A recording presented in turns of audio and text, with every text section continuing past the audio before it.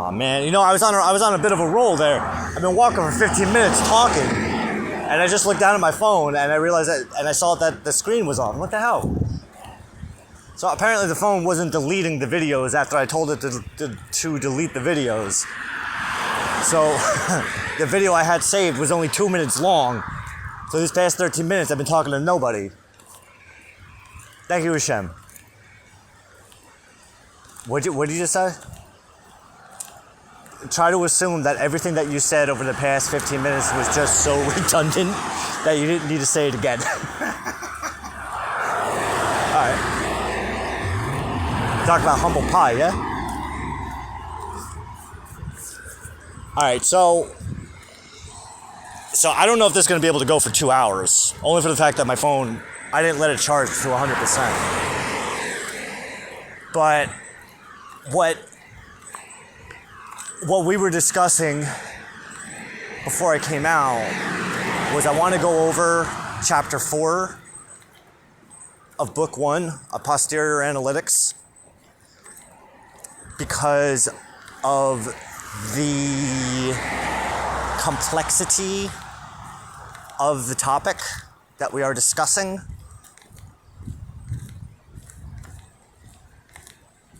That of the species of attributes, species of predicates.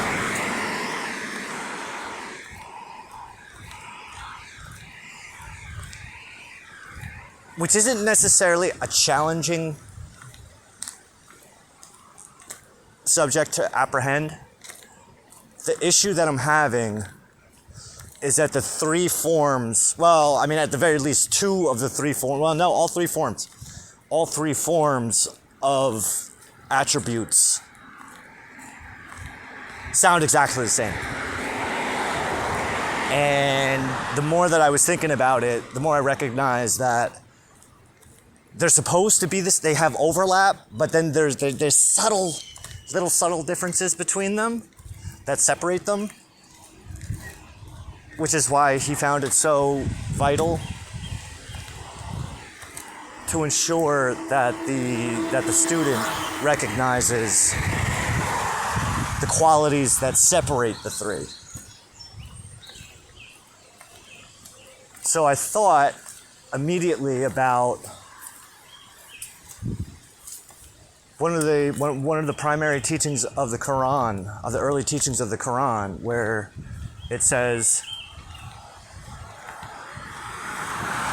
and this is applicable not just for the Quran, but this is also applicable for Torah and for the Gospels, which is that there is the 2 primary forms of interpretation. There's the literal interpretation, and then there's the allegorical interpretation. Now, I would challenge that, or not even challenge it, but I would add to it and or.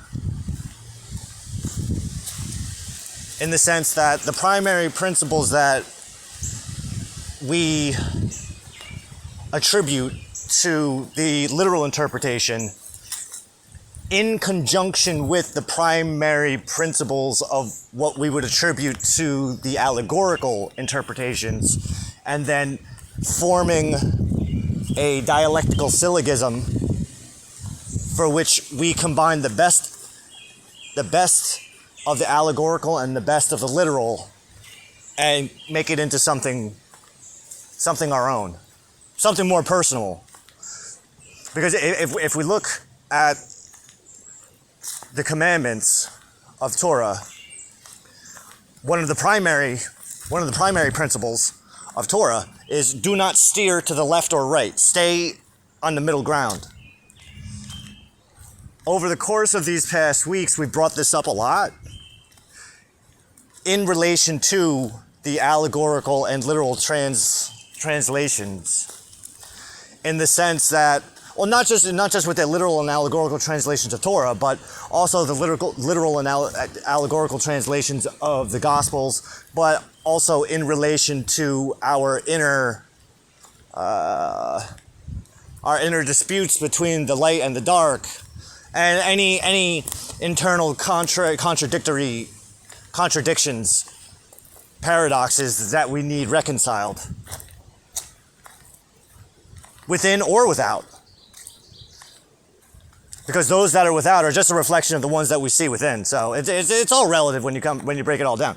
But what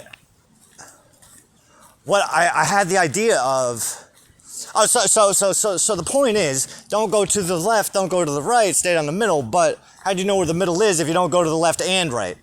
So that's kind of the point. There's a literal, yes, there's an allegorical, but let's go both ways. Let's go both ways. Find the primary principles of the left and primary principles of the right, and then merge them together into something a little more palatable.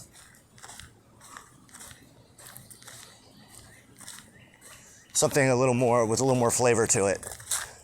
Turn that water into wine, yeah? Or, how you doing, my friend?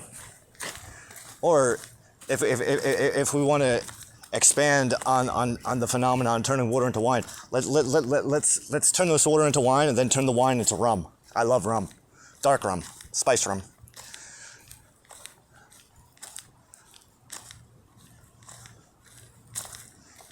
Or would it be blood? It doesn't matter. It doesn't matter. I know what I'm talking about. You don't seem as fiery as you usually do. I know. Well, we just did 2 hours, and then I went to the church thing, and then I went home, and I was thinking and writing. And I was really excited to get to this Aristotle work, because what's more fun than that?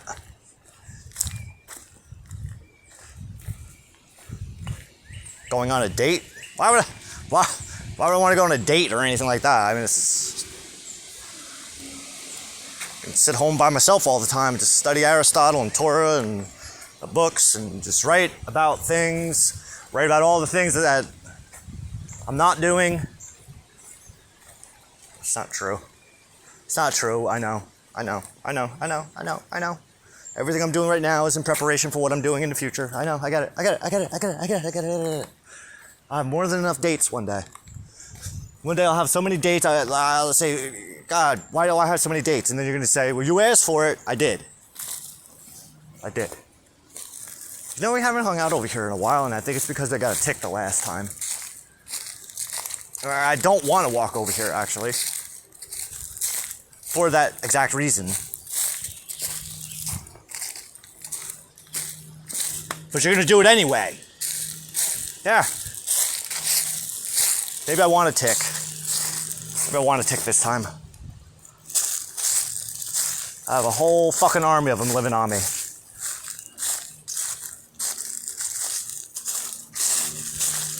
Ugh. Yeah, I'm reminded of Leto II and the sand trout suit that he made. Let's have a fucking suit of ticks. It's a great idea, HaShem. I love it. Well, they need to eat too. Yeah, they do. Yeah, they do. You're not wrong. Ticks do need to eat. Do not call any of God's creations filthy, right? All right. Way to go. Get an A+. Fuck. Well, it's cut. It didn't necessarily fall, right? Doesn't mean that a giant branch isn't going to fall on my head.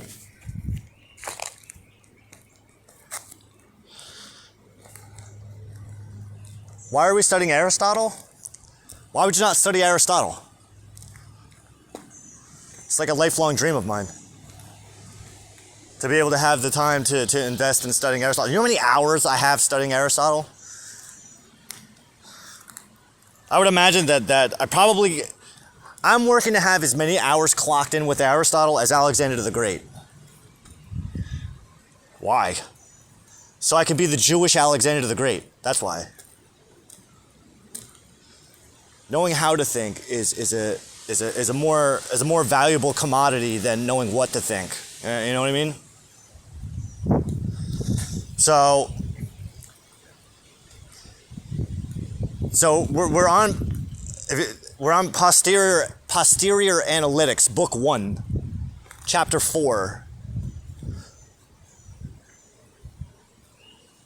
So posterior analytics follows right where prior analytics leaves off. And over the course of book 1 and book 2 of prior analytics, what we're learning about is the elements that go into forming syllogism, drawing syllogistic conclusions, major terms, minor terms, the middle term that binds them, how to convert those 3 terms into 2 premises, and then use those 2 premises in forming a syllogistic conclusion of either universal or particular nature that may or may not be affirmative or negatory. Negatory as in a negation, as in an affirmative, an affirming syllogism or a negating syllogism. Because we're trying to determine the predication between 2 particular terms, 2 particular or universal terms, by way of using a 3rd term known as the middle term, which the 2 are inherently predicated on to one degree or another or not. For as examples, we're going to use a first figure because I find first figure to be the easiest to use. Because there's particular rules to there's particular rules to second form and third form that can be a little tricky, that require a little extra explanation. So if the minor term of a third figure syllogism is universal, we have to convert the third figure into a first figure, which then takes the universal premise of the minor and convert it into a particular. So for example, let's say that A and C, A is the major term, C is the minor term, B is the middle term. A and C belong to all of B. But what we're trying to determine is the relationship between A and C. But we can't necessarily do that because we only know what both of their relationships are to B. So we have to convert this third figure into a first figure so that we can then determine how A and C are related. So we have to reverse the polarity of the C-B relationship so it's a B-C relationship.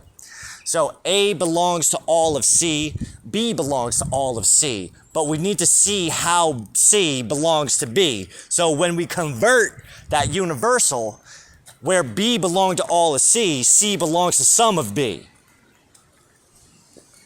So imagine that B is a big ass circle and C is a little circle inside the big circle. So yeah, C belongs to all of B, but B only belongs to some of C because there's areas, there's aspects, there's elements of B that are outside the boundaries of C.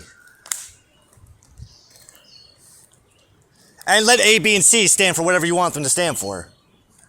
But being that we know that C belongs to all of B, but B belongs to some of C, so A belongs to all of B, B belongs to some of C, so A belongs to some of C.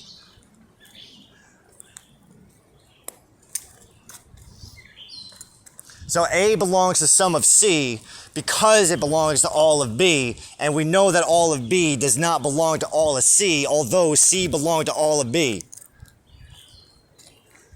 It's a little confusing. It's confusing.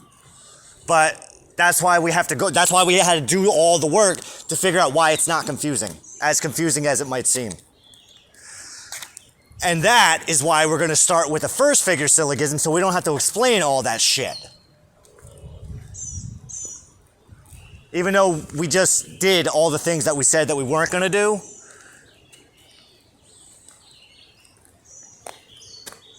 Thank you, HaShem. All right, so now that we know what a syllogism is, right? So we spend all of prior analytics, book 1 and 2, learning how all the configurations, all of the elements, all of the attributes of syllogistic reasoning. Posterior analytics is teaching us how to apply it in terms of scientific knowledge and forming scientific conclusions by way of dialectical reasoning, as Aristotle will put it. Dialectical reasoning is broken down into two primary forms, which is syllogistic reasoning, we're forming syllogisms, and inductive reasoning, which is not entirely unlike a syllogism, but at the same time it's something completely different. Where syllogism, we are finding the relationship, the predication between the major and minor term by way of a middle term. Through induction, what we're doing, we're finding the relationship between the major term and the middle term by way of the minor term. So it's a little bit different. It's absolutely different, but a little bit the same, because we're using the same. We're essentially using the same algorithm, but applying it in a different way. So, where in syllogism the middle term is the unifying factor, in inductive reasoning the minor term is the binding factor. Now so with inductive reasoning also, we would have to say that the major term would be more of a universal term and the minor term would be more of a particular term, and the middle term would be an attribute that is shared. Because what we know about inductive reasoning is that we are finding how we're doing. We're relating a particular attribute from a particular species that is relative to the entire species as a whole.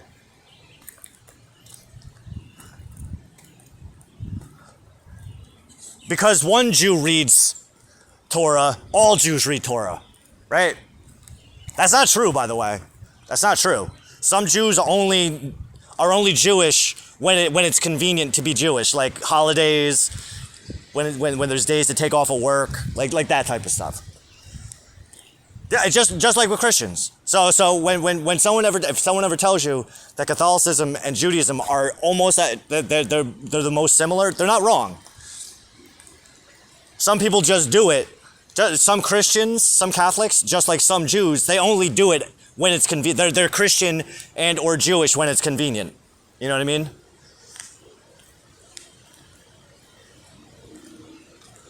That's a very disturbing. That's like a sad fact. I kind of, you know how they say don't ever meet your heroes. Yeah, the more Jewish that I'm becoming, the more that I'm starting to realize that more than some of the Jews, more than some of the other Jews aren't as Jewish as I thought that they would be. Well, we define Jewishness differently. There you go.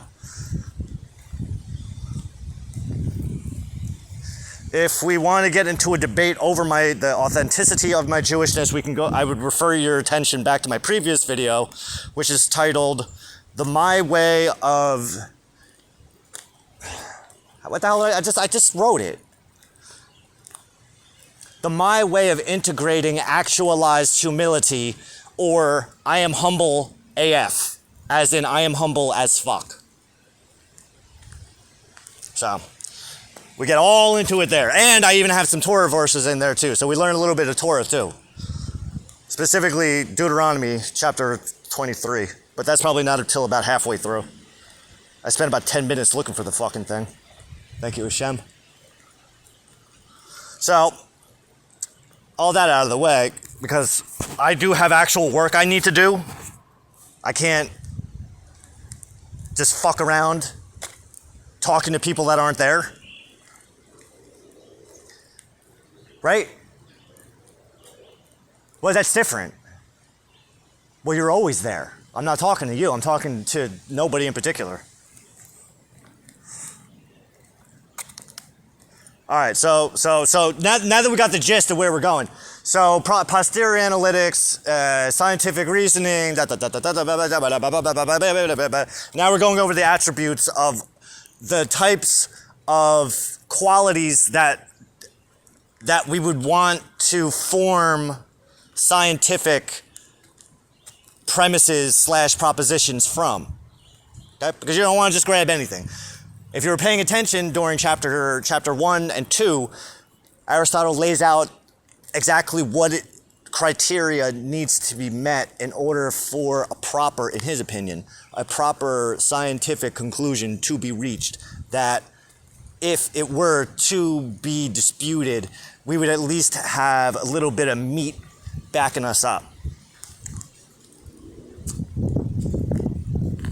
And the first thing is to know exactly what the fuck you're talking about. Not only just knowing what you're talking about, but knowing what you're talking about to such a degree that you don't even need to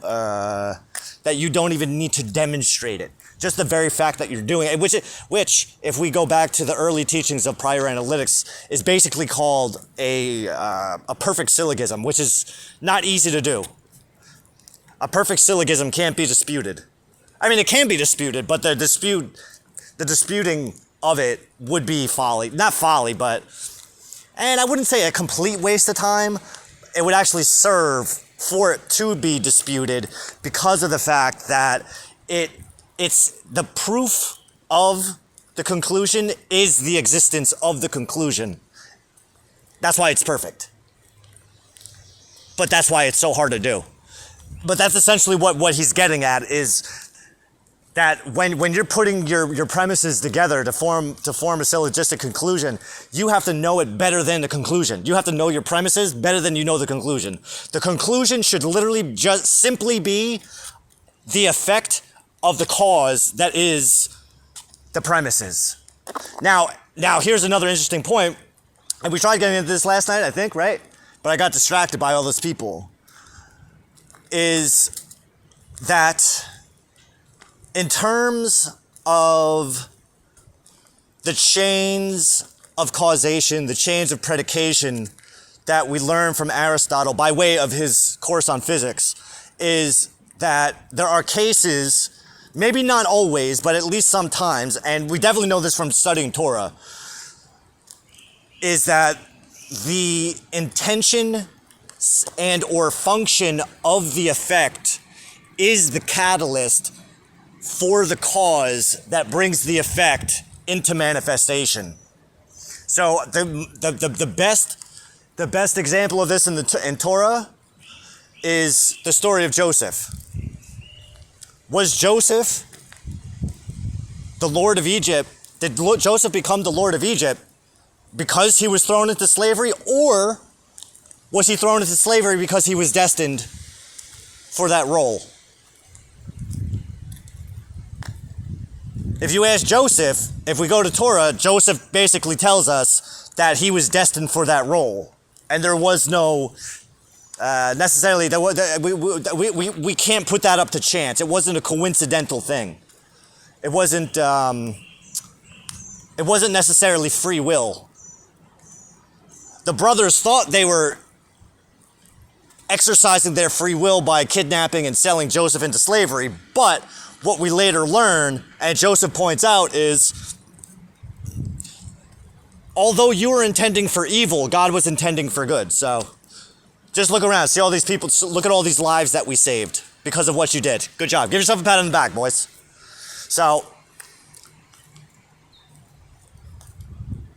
and if we really want to, if we want to dive more deeply into the phenomenon of retrocausality, we can do that. I've done it before, and of all of Torah and Tanakh, the story of Joseph is the best example of retrocausality. Although it's the best example of retrocausality for the fact that it is so condensed. We can also use the life and times of King David and his ancestry, going back to Lot. That one's a little bit more confusing, but it can be done. Even Moses, And even the slavery of the Israelites, when we Jews were slaves in Israel and in Egypt, the reason that we were slaves was as karmic payback for what we did to Joseph. But it was all necessary in order to give rise to Moshe Rabbeinu. So was it necessarily punishment? No. It was actually a reward. Because it was all part of a bigger picture. So the Egyptians never did anything wrong. Pharaoh didn't do anything wrong. Nor did God ever take away Pharaoh's free will to do or not do something. It was just part of the script that he had written for Pharaoh in the first place. So when he was explaining to Moses what was going to happen, he was explaining to Moses what was going to happen because that was the script that God wrote. I am going to harden his heart. Because as soon as he tries to think about a force greater than himself, his ego's going to kick in. He's not going to be able to. But don't worry, that's literally just how I made him. So and the bigger purpose for why you did what you did was to set an example, to make an example for the future so that we can look back and go, holy shit, I know exactly what happened right there. I feel that. Thank you, HaShem. I love you too. So this should be fairly quick. This is only a couple portions here, but we'll see. All right, so since the object of pure scientific knowledge cannot be other than it is, the truth obtained by demonstrative knowledge will be necessary. And since demonstrative knowledge is only present when we have a demonstration, it follows that demonstration is an inference from necessary premises. So we must consider what are the premises of demonstration, i.e., what is their character, and as a preliminary, let us define what we mean by an attribute true, quote, true in every sense of its subject, end quote, comma, an essential, a quote, essential attribute, and a quote, commensurate and universal, end quote, attribute. So let me pause because that's good. That's quite a mouthful. It's easy for some of you, but not for everybody else. So there's three primary attributes that we're trying to take into consideration when it is that we're in the business of forming a proper set of premises for the sake of demonstrating a conclusion. And that would be, all right, an attribute that is true in every sense of its subject, an essential attribute, and a, quote, commensurate and universal attribute. So commensurate and universal is one thing. Now this is where it gets confusing because as we go through, at least this is just me, but all three of those are the same fucking thing. The only reason I wanted to do this right now is, one, I wanted to get as many videos up as possible before the end of the week without publishing any of them until tomorrow, until we start day 1 of week 6, the Hesed of Yesod. I wanted to spend the rest of the week of HUD just uploading videos but not publishing them. So I got about, this should be like number 9. And not for any particular reason. It's not like I don't believe that there's people that are like drooling and dripping waiting for me to fucking put out another video, but for the sake of my own humility, for the sake of exercising humility, thank you, HaShem, for guiding me down this path. Why does it matter? What does it matter if anyone's looking for it or not? There are people that, there's only like 24 people that follow my fucking channel, so they are going to get notifications, but by the fact that they even get a notification that I uploaded a video, that's kind of putting them in a position where, oh, should I watch it or should I not watch it? Don't worry about it. Don't worry about it. Don't worry about it. It's all good in the hood. I'm doing this for me. This is a me thing. This is a me and you thing. It's not just a me thing. You're teaching me a valuable lesson in humility. All right, so now that we got that down. So I don't know. And that's what I'm saying is, working through this chapter, I'm having a hard time seeing the difference between them. It's probably going to be more obvious when I'm reading it out loud like this. I call,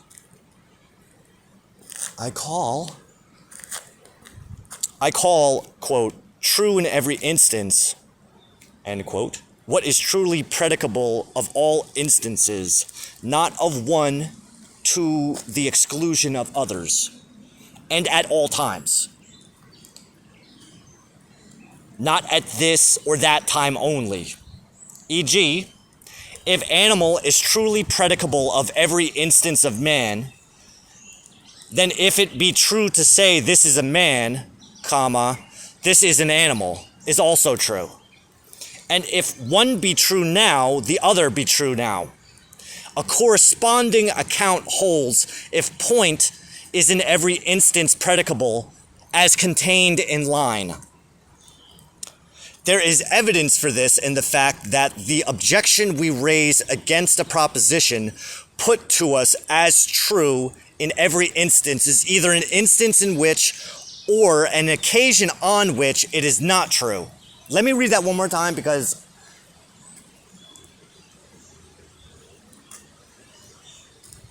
okay.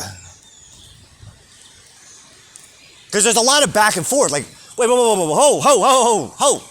Hold the fuck up, man. That's why when I first started studying Aristotle, like what I had to do is I had to write out one sentence at a time and then break it down in my head. I feel like I want to go back to doing that because I'm doing like one full, we haven't even reached the end of the paragraph yet. I feel like that's what I should have done. I feel like I should have just read all the way through, but it's all right. A corresponding account holds if point is in every instance predicable as contained in a line, which is true. You can't form a line without 2 points. There has to be 2 points in a line. There is evidence for this in the fact that the objection we raise against a proposition put to us as true in every instance is either an instance in which or an occasion on which it is not true. There is evidence for this in the fact that the objection we raise against a proposition put to us as true in every instance is either an instance in which or... So the objection would be, that's not true. There's not always a point in a line. But that is true. Not every human is an animal. I'm sorry. Yeah, they are. It's one race of animal. If you can give me one instance where a human is not an animal, or give me one instance where a line does not have a point,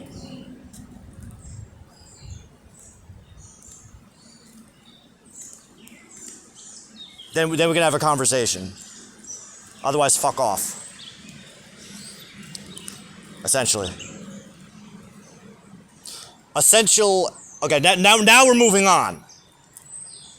Essential attributes are 1, such as belong to their subject as elements in its essential nature, e.g., line thus belongs to triangle, point to line, for the very being or substance of triangle and line is composed of these elements, which are contained in the formula defining triangle and line.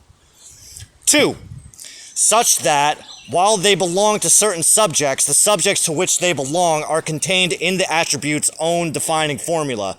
Thus, straight and curved belong to line, odd and even, prime and compound, square and oblong to number. And also, the formula defining any one of these attributes contains the subject, e.g., line or number, as the case may be.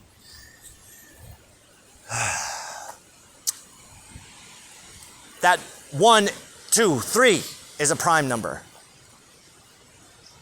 It contains the attribute of being a prime number. But when we take the totality of prime numbers, we see that 3 is contained within odd, just as odd is contained within 3. Okay, all right.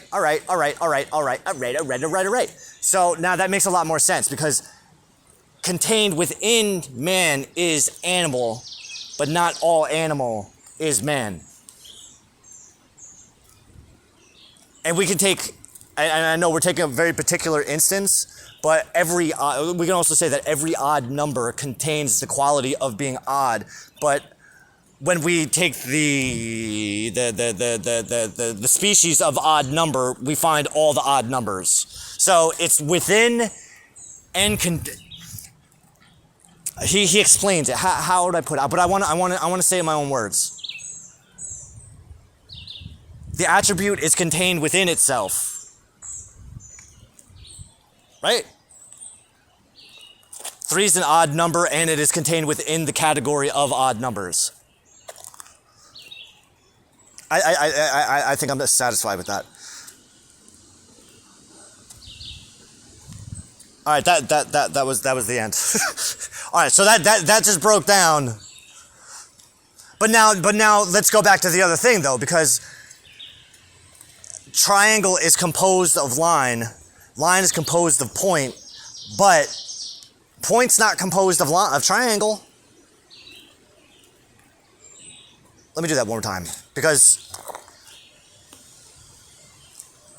this first example is more.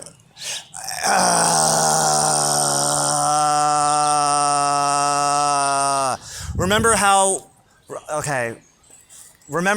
when we were walking in, and I said I had a hard time differentiating between the types of attributes because there's overlap between them. So what we're looking at, okay, thank you. I love you too. So the first example is the overlap, and the second example is where they deviate. So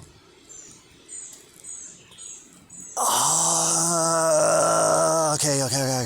I'm like, I feel like I gotta like dump something.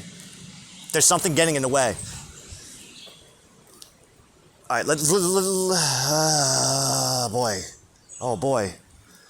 All right, let's start. I'm starting back in the beginning. We're just gonna read this all the fucking way through. Listen. This is what I gotta do today. This is my job.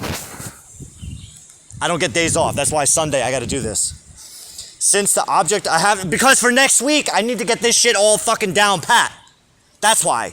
My mind needs to be like a fucking nuclear bomb. Okay?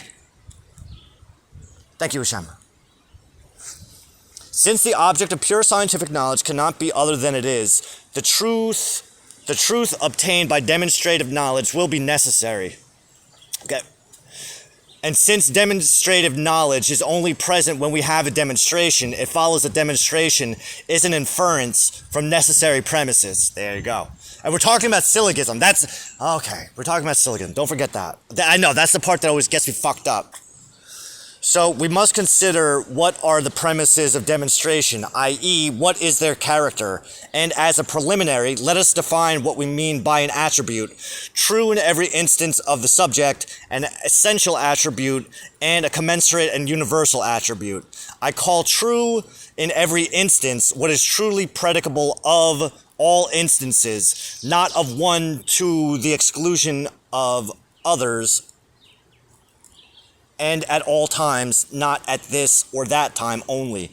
E.g., if animal is truly predicable of every instance of man, then if it be true to say this is a man, this is an animal, is also true.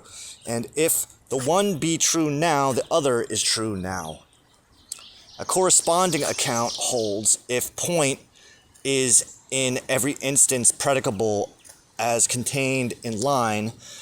There is evidence for this in the fact that the objection we raise against the proposition put to us as true in every instance is either an instance in which or an occasion on which it is not true.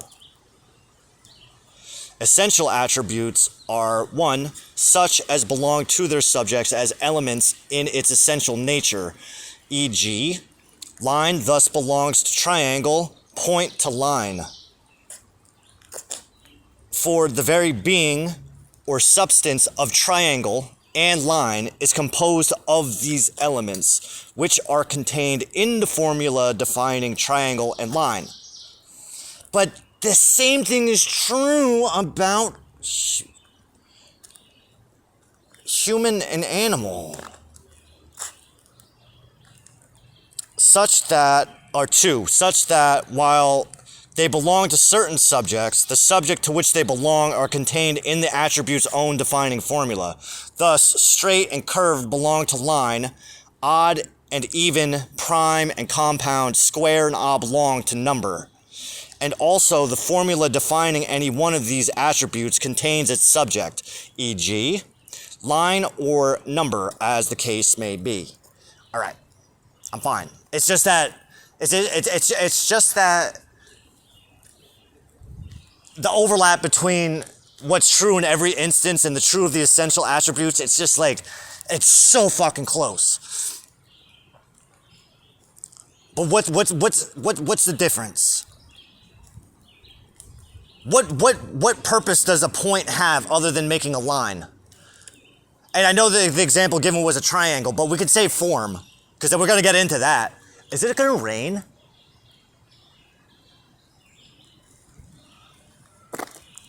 Because, and the reason I'm saying that is that animal, like triangle, there's different species of triangle, just like there's different species of animal. So it's almost, yeah, but he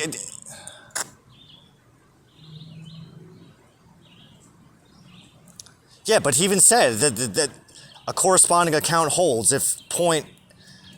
All right, just keep going because you never know. Yeah, you have the two. Let's just see where it goes.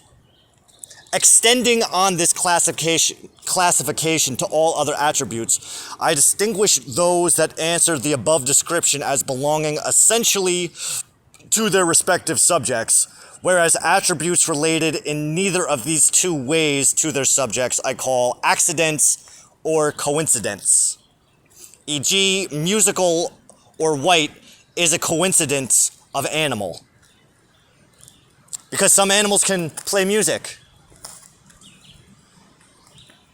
Further, A, that is essential which is not predicated on a subject other than itself. E.g., the walking thing walks and is white in virtue of being something else besides. Whereas substance, in the sense of whatever signifies a this somewhat, is not what it is in virtue of being something else besides. Things, then, not predicated on a subject, I call essential. Things predicated on a subject, I call accidental or coincidental. Not predicated of a subject. The difference between not predicated of a subject and predicated on a subject. Two different things.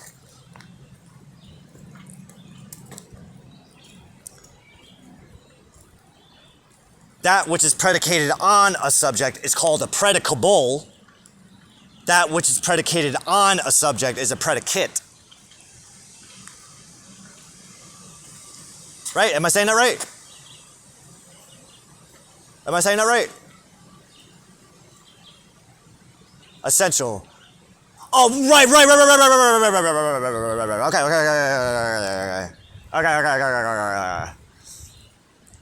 Okay. The predicate is an attribute.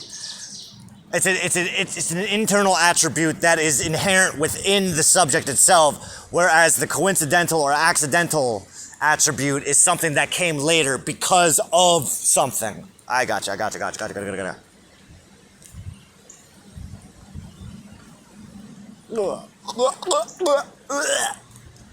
In another sense, again, B, a thing consequently connected with anything is essential. So for example, further, A, that is essential which is not predicated of a subject other than itself. E.g., the walking thing walks and is white in virtue of being something else besides. So basically, the walking thing is white.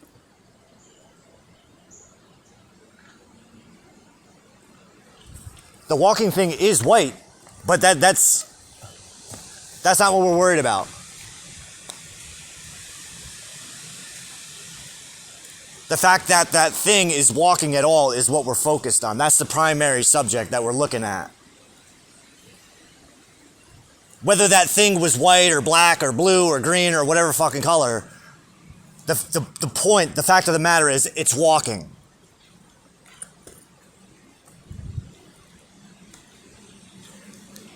It's just a coincidence that it's white.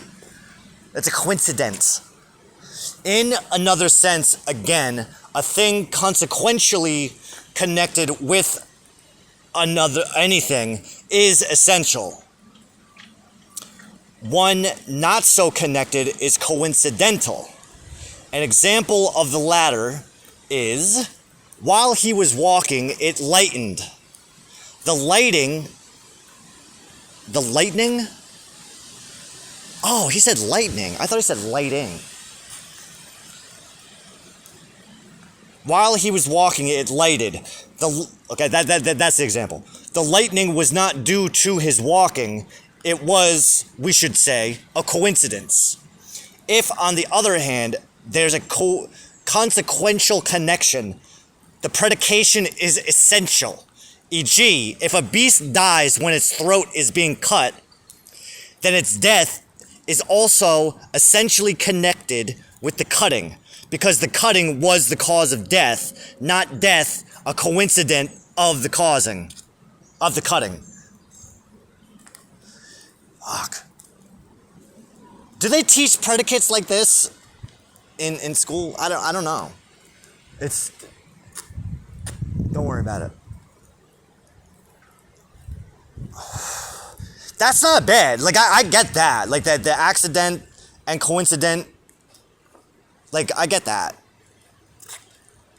But this is something I like about Aristotle, is that he gives you the contrary to what he's talking about.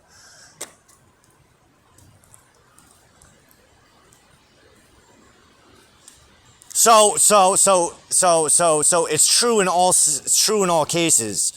So all walking things are walking. Okay. So yeah, I know I'm talking like this is baby shit. I know, but you just gotta bear with me. We gotta plant the seeds before we can reap the harvest. And the purpose of this work. What the fuck are you even doing? Exactly. The purpose of this work isn't to memorize all this shit. The purpose is just to understand it. Are you a Torah scholar? Do you like to study your Tanakh? So if you go to Proverbs, read through Proverbs, and eventually you're going to find King Solomon say, "Seek wisdom and understanding like you would silver and gold," which means stop being a money slut and start learning. Start putting your mind to work. Now I understand this stuff, but I want to understand it better. You understand? I don't necessarily need people to know that I'm studying Aristotle, because most people probably couldn't even tell you what the fuck Aristotle is known for. He was a philosopher, was he? Was he? What was his big thing? Huh? He was also a physicist. He was a physicist too. Did you know that?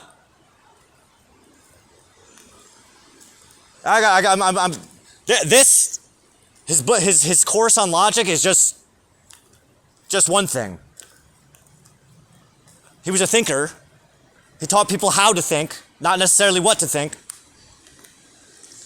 And you'd actually be surprised how doing this kind of brain training, this mental training, being able to do this level of mental gymnastics, it really comes in handy. You probably wouldn't be surprised, but you'd probably bust my butt. All the fucking mental gymnastics. Well, being capable of doing mental gymnastics as opposed to sitting on my ass all day, you know, I would choose the former.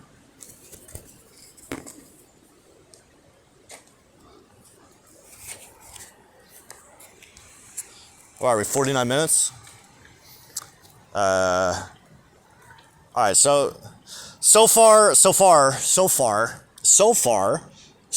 then, as concerns the sphere of connection scientifically known in the unqualified sense of the term, all attributes within that sphere are essential either in the sense that their subjects are contained in them, or in the sense that they are contained in their subjects, are necessary as well as consequentially connected with their subjects.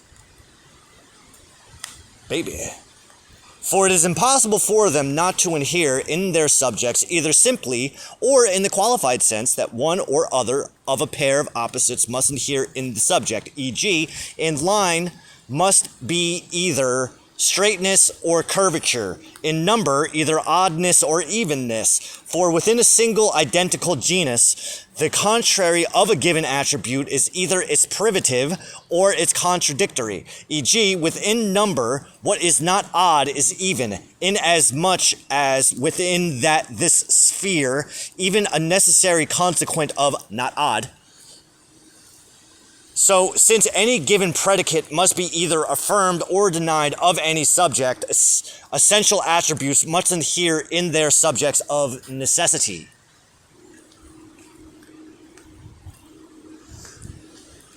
So it is a necessary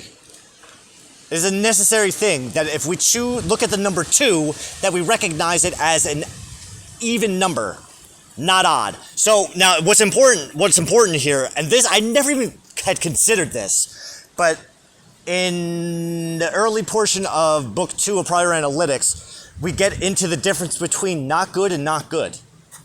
Not good does not necessarily equate to not good.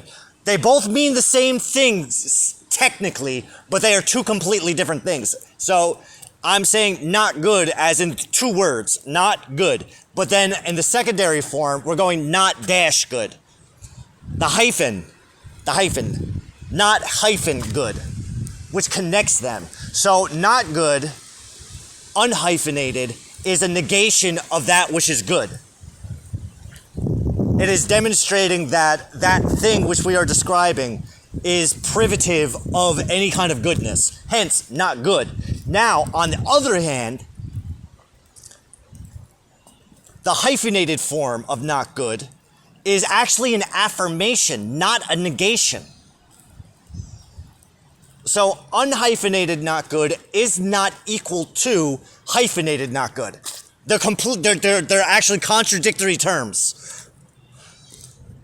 In the sense that the hyphenated, in the hyphenated form of not good, that's an affirmation. This thing is not good. It's the same thing as saying this is not good.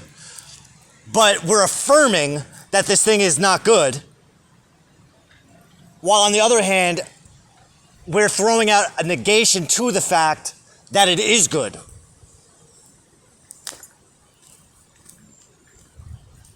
This is mind fucking on a level that's like, how would you put this, my lord? How would you put this?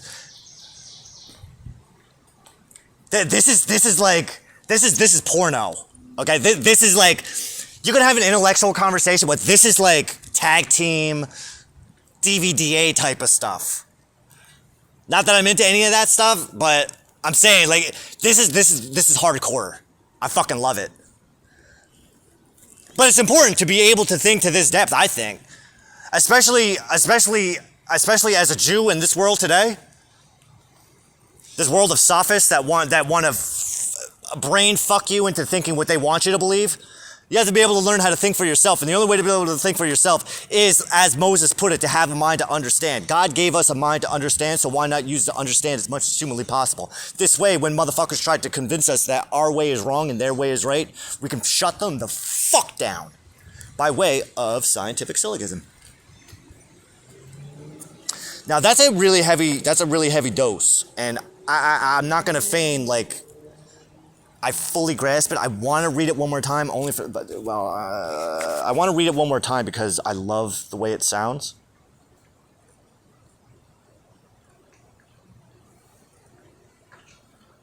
I'm gonna put that on loop. This is like a sexy song. This is like a sex song.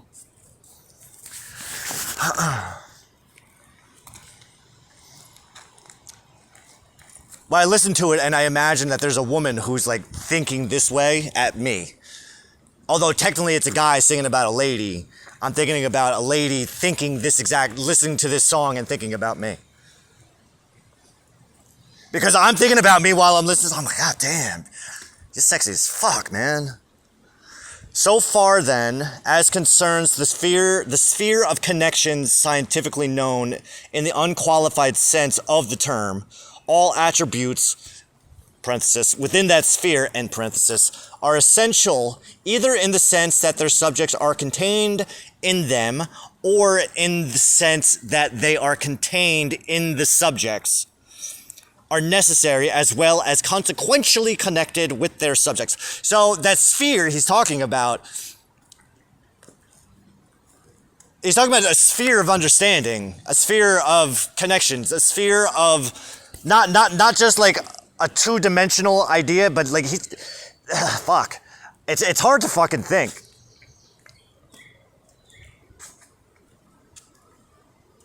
How, my lord, how the fuck would we put that? So in my mind, I'm picturing a sphere of connection. So one sphere is essentials.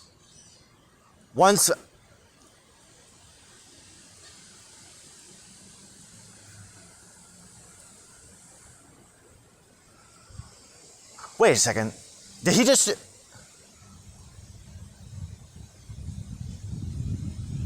So,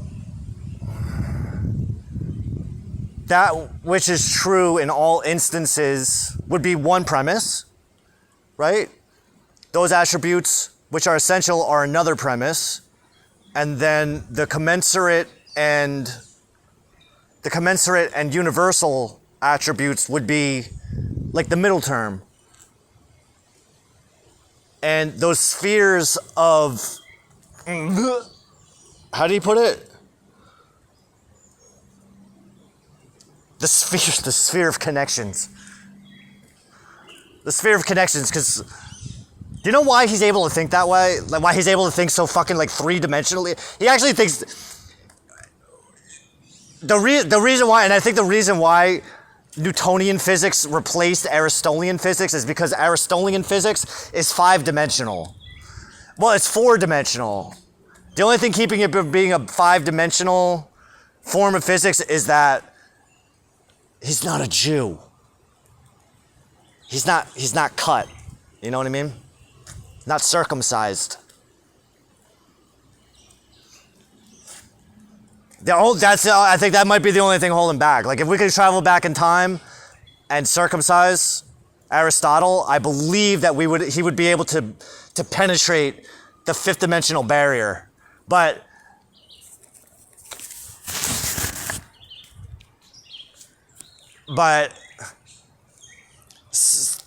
spheres of conscious awareness.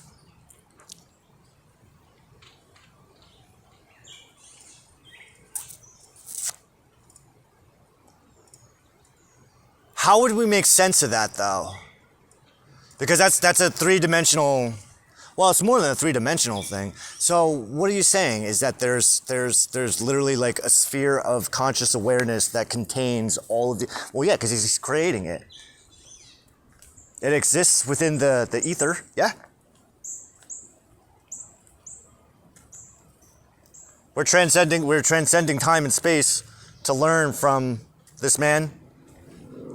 The spheres of connections that he's talking about, he's trying to explain them to us in as basic terms as possible so that we can gain access to that same cloud of consciousness that he was tapping into, for which he's making these connections, because all of these things exist within the nowhere space.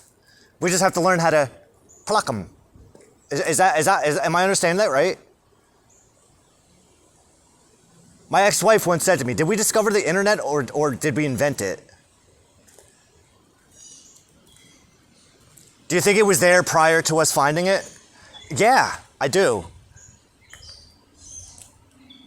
So if we're talking in terms of like collective consciousness, then if we can tap into...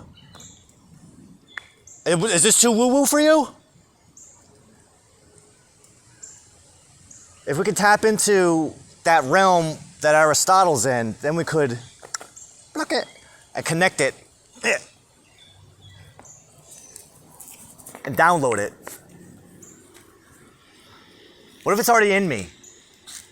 Oh, allegorical and literal. Allegorical and literal. Okay. It's already in there. This is what we were talking about last night. Just remember, okay, here's a trick for you. This I love doing this. So now what we're going to do is, fuck. No. Oh my God, thank you, HaShem. I totally forgot about that.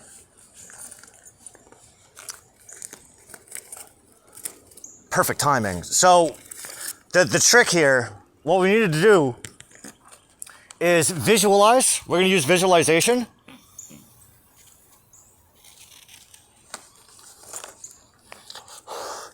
We're going to use visualization, and we're going to make some magic happen.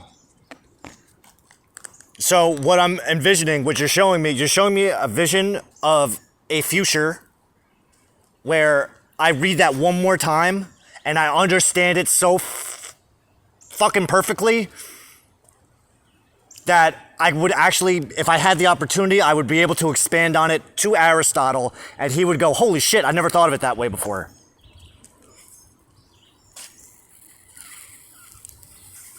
Now that I have that vision, right? Thank you, my Lord. Now what you're telling me to do is now back up just a little bit. Back up a little bit and try to imagine that what you just said over there about the spheres and the clouds, that was actually you demonstrating your superior understanding of the topic.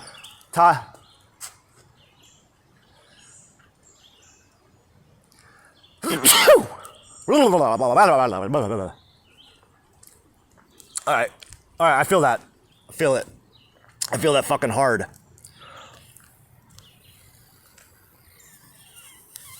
And it's only been an hour. Go us. All right, so far then, as concerns the sphere of connections scientifically known in the unqualified sense of that term, all attributes which within that sphere are essential either in the sense that their subjects are contained within them or in the sense that they are contained in their subjects, are necessary as well as consequentially connected with their subjects. Or in the sense that they are contained in their subjects, are necessary as well as consequentially connected with their subjects. So that's two things. And why don't we say and or? And or. That's a big thing. And or.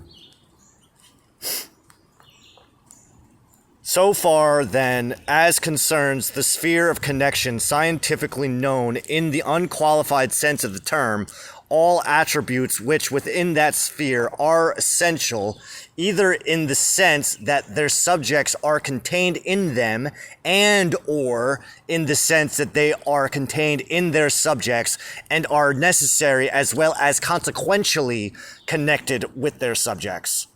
Fuck!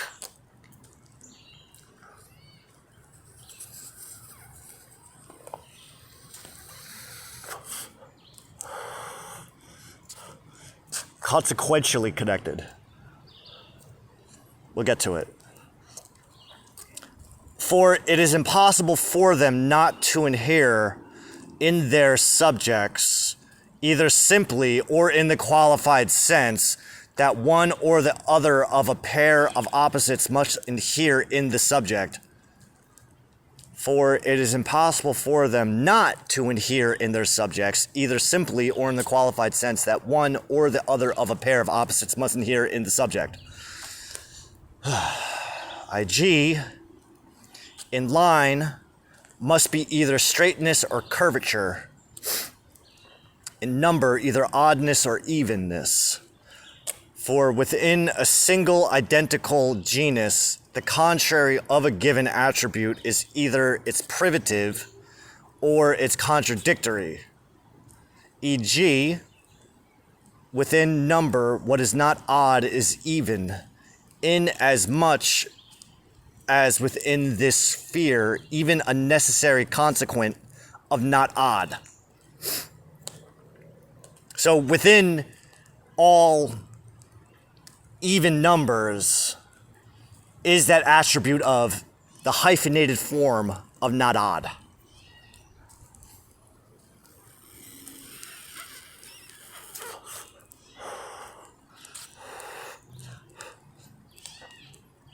Because both are affirmative. That's why. Because both are affirmative. That's why it's not a necessary consequent. It's not a contradictory. A contradictory would be not odd. Because that's a negation. Even is an affirmation. The hyphenated form of not odd is an affirmation. But not even or not odd, the unhyphenated form is a negation, which would be the contrary of even. Oh, would it be?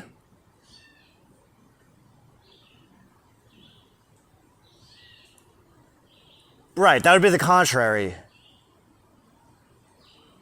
Fuck, we went through this. I should know this. I don't. Just don't worry about it. You're good. Oh, fuck, man. So, since any given predicate must be either affirmed or denied of any subject, essential attributes must adhere in their subjects of necessity. All right, that makes sense. I feel that. So it's a quality, it's an attribute of a thing that lives within the thing, or the thing lives within the attribute. And or the thing lives within the attribute.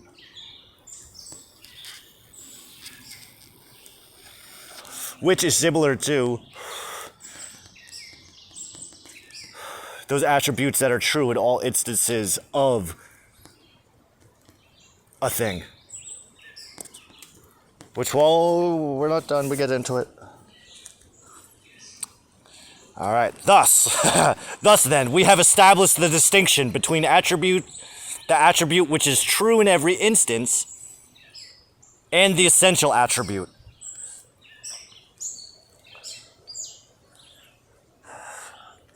Shan. Oh, okay. Let me just dial back.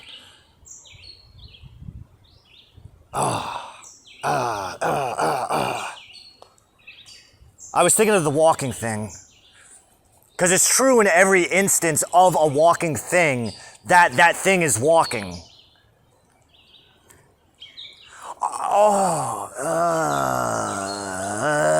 All right, but that's the similarity between the true in every instance and the essential, is that it's true in every instance that the attribute is being applied to the thing,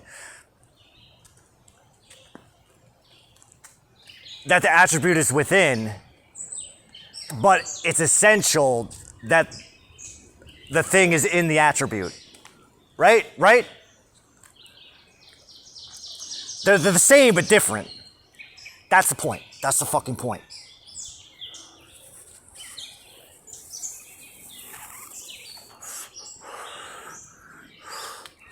Subtle stuff.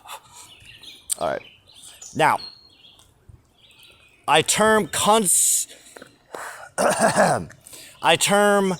commensurately universal an attribute which belongs to every instance of its subject and to every instance essentially and as such.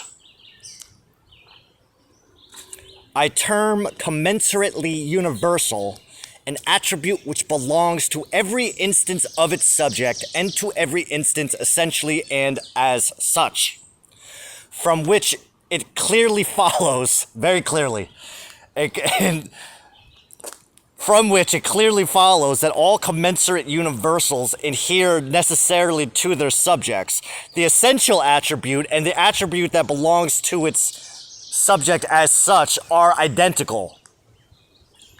Fuck! Oh. I believe that this makes so much more sense than I'm giving it credit for.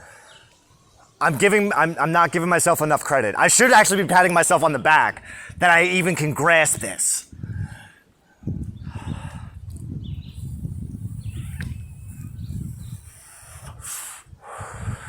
You're doing amazing. You have no idea how amazing you're doing. Most people would have put this out already. This is like your 100th time reading this. How did Walton Goggins say it? You read the script 250 times and then you just put yourself into an alternate set of circumstances.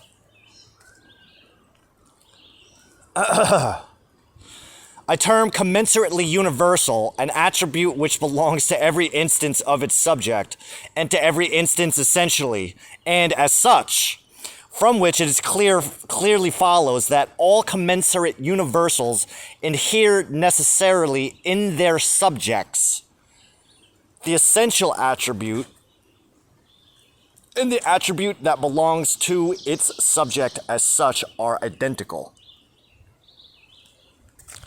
The essential attribute and the attribute that belongs to its subject as such are identical. So, where there is overlap of that which is true in every instance with that which is essential, there is also overlap with what is essential and that which is commensurately universal.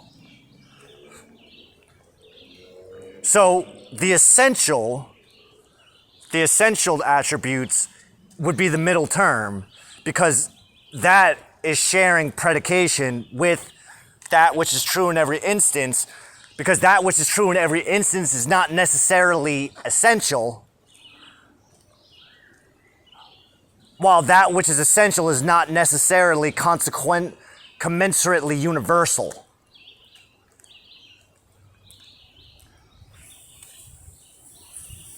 But it can be.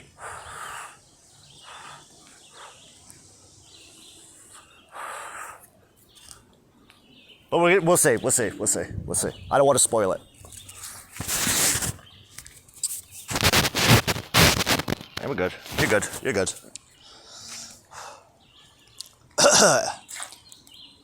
E.g. E.g. I don't know what that means. E.g. For example, point and straight belong to line essentially, for they belong to line as such, and triangle as such has two right angles, for it is essentially equal to two right angles.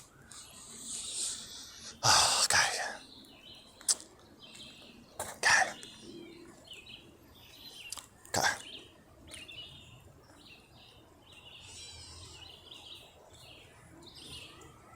That which is true in every instance is not necessarily essential, but that which is commensurately universal is essential.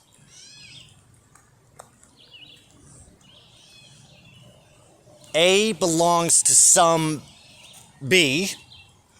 B belongs to all C.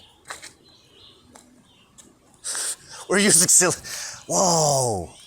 See, this is why I fucking love this man, because he teaches you by demonstrating how the fuck do you do that? You just do it. He does this all the time, this fucking guy. Like, he's teaching you something, he doesn't tell you that he's demonstrating what he's teaching you by way of the demonstration of what he's teaching.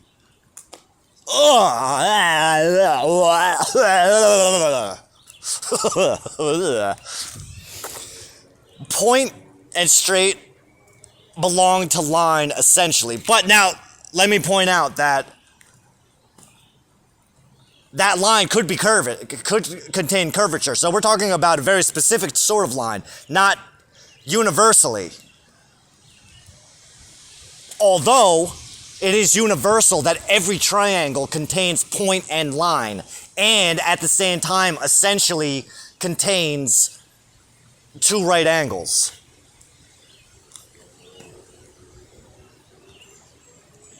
Whoa. An attribute belongs commensurately and universally to a subject when it can be shown to belong to any random instance of that subject, and when the subject is the first thing to which it can be shown to belong. Thus, e.g., 1. the equality of its angles to two right angles is not a commensurately universal attribute of figure. What is figure? So this is where it is important, necessary, detrimental, imperative, necessary, that one has a foundational understanding of Aristotle's categories, because in categories, the primary area of focus is the 8 categories of thought. One of those categories is figure. Within that category of figure are all of the species of figure, such as quadrilaterals, triangles,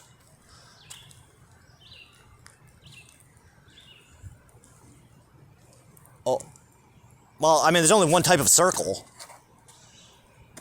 Circular objects, circular.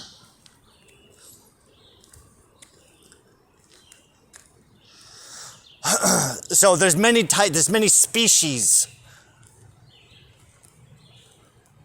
of figure.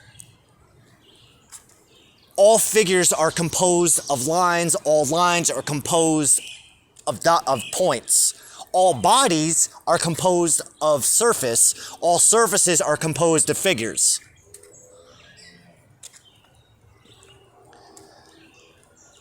All continuities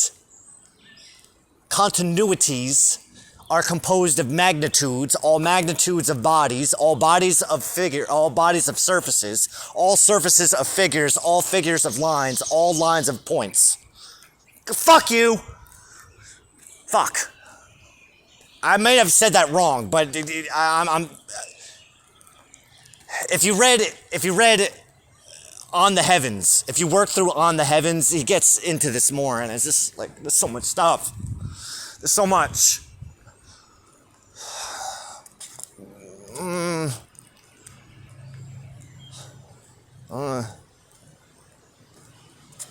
Thus, the equality of its angles to two right angles is not a commensurately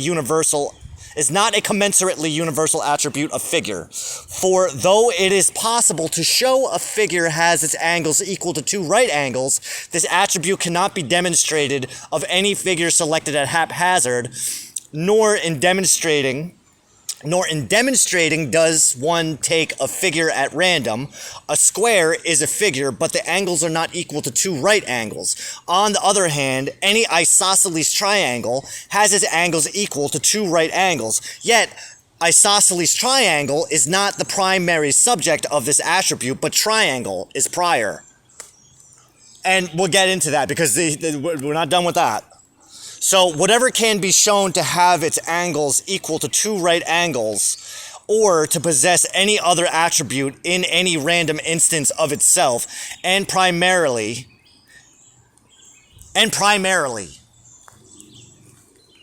So whatever can be shown to have its angles equal two right angles, or to possess any other attribute in any random instance of itself, and primarily.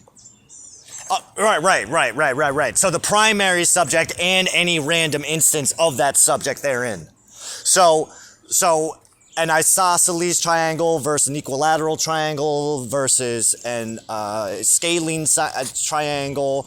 Those would be any one of those species of triangle chosen at random. Will find that they contain their angles are equal to two right angles. So now this is where it's going to get a little confusing. That sentence, I didn't even finish the sentence. That is the first subject to which the predicate is. That is the first subject to which the predicate in question belongs commensurately and universally.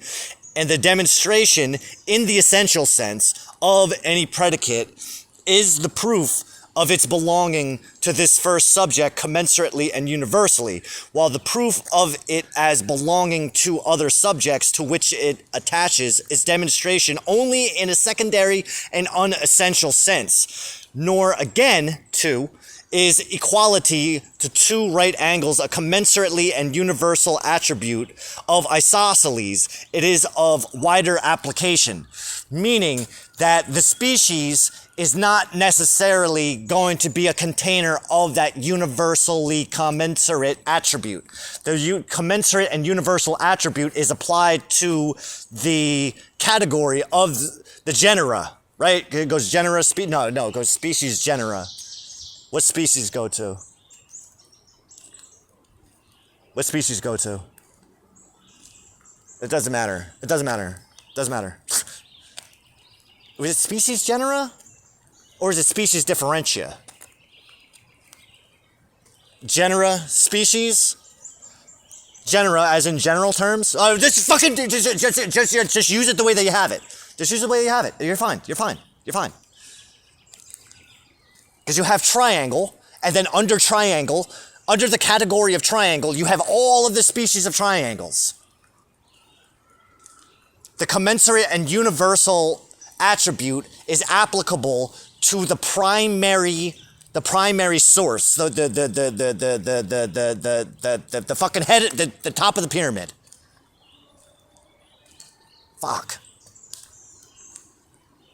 So you have triangle, then we branch down to isosceles triangle, and it's true that every isosceles triangle has its angles equal to two right angles, but then even if we branch down to every single form of isosceles triangle, the fucking thing is true.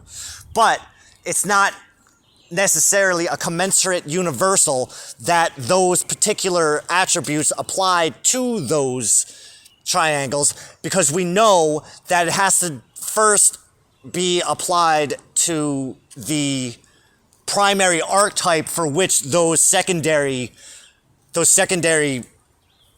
instances are. It is also true. Fuck. Oh my God.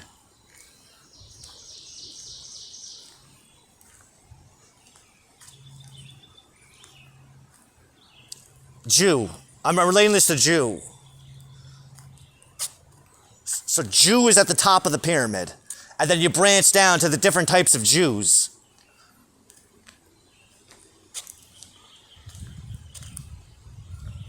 What's an essential quality of Jews? I like to overthink. It's not overthinking.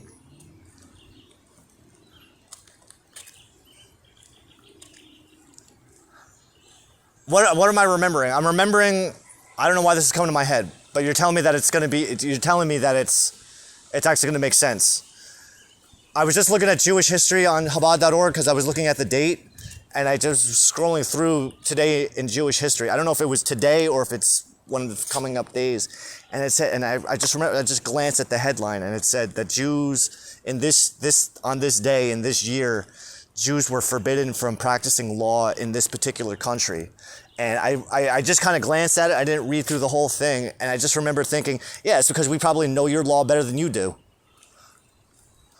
The reason that we're not allowed to practice law in your country is because we would decimate your law because your laws are stupid.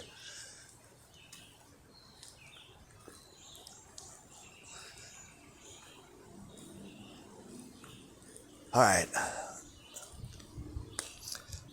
right, so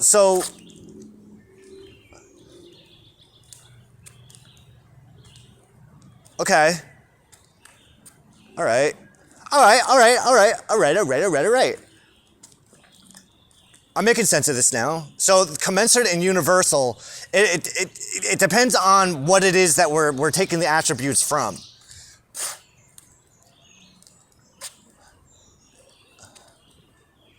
So for instance, I'm thinking about animals and human, but what's a commensurate universal attribute of animal?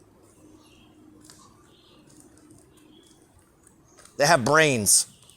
Every animal has a brain. Is that true? Can I say that? Is there any animals that don't have brains? Please put your hands up. Jellyfish.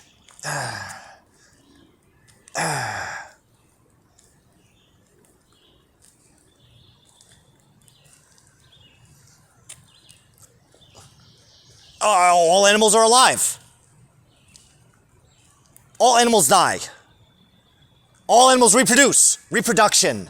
Reproduction is a commensurate, universal attribute of all animals. And we can take any random subsection of animal, subspecies of animal, and demonstrate that it reproduces in one way or another. Not necessarily in a particular form of reproduction, but that each animal reproduces in one way or another. By means of subdivision, asexual reproduction, sexual reproduction. We're not worried about we're not worried about the species of reproduction. We're just taking the concept of reproduction. There is no animal that does not reproduce. And we can take any random animal and say that thing, and know for a fact that it reproduces. Very good. Very good. Impressed. I know, I feel like basic science class. Yeah, right, it's basic, I know. But you have to start at the basics before you get to the advanced stuff. Don't worry about it. I want to do an advanced one. All right. Every planet orbits the Earth. There is no planet that doesn't orbit the Earth.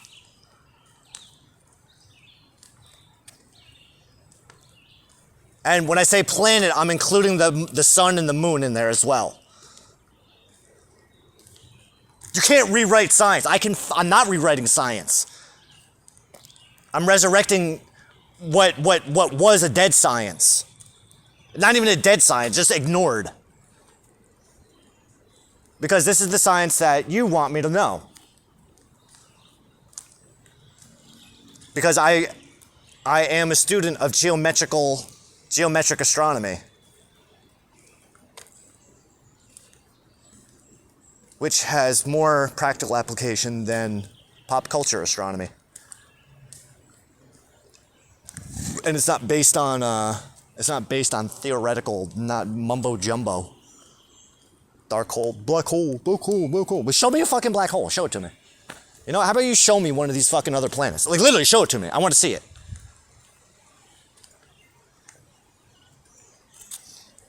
You know, when you cross the event horizon, you don't even know that. You don't even know. Where are you even getting this information from? Where are you getting it from? What are you basing it on?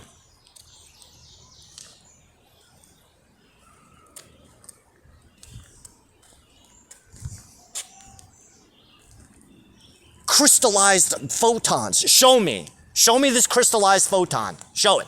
Let me see. Pics or it didn't happen. How about that? Yeah, well, the cycles of Venus, they discredit geocentric astronomy. Yeah, well, you know what? In geocentric astronomy, that there's cycles of Venus. Venus has cycles in geometric astronomy too, so go fuck yourself. There are 8-year cycles to the fucking day. As in, if we count back 8 years ago to today, we'll see that the sun and Venus are in direct relation to where they are right now. And we do the same thing in 8 years.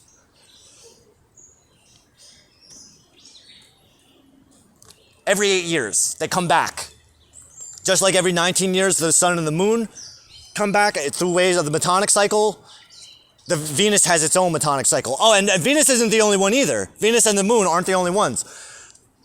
Mars also has a 32-year cycle. So every 4 Venus cycles is equal to 1 Mars cycle. And every 32 years, Mars, Venus, and the sun are back in the relative positions of where they're at in relation to the Earth. How do you know that? Through observation. That's how.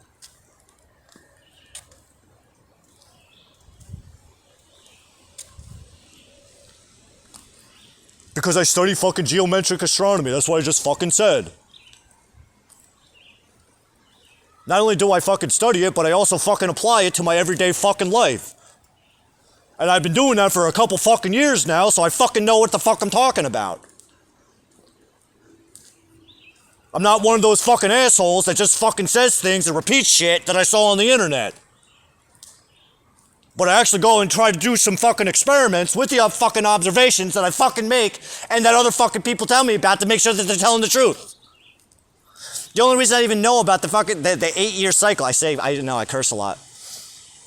Well, you curse a lot, no one's gonna listen to you. I don't give a fuck. I'm talking for myself. This is for my own fucking ego. Who's actually sitting here for an hour and a half watching this shit? It's not shit. Thank you, HaShem. The only reason I even know about the 8-year Venus cycle is because that astrologer, I don't know his name, Chris Brenner? He's bald.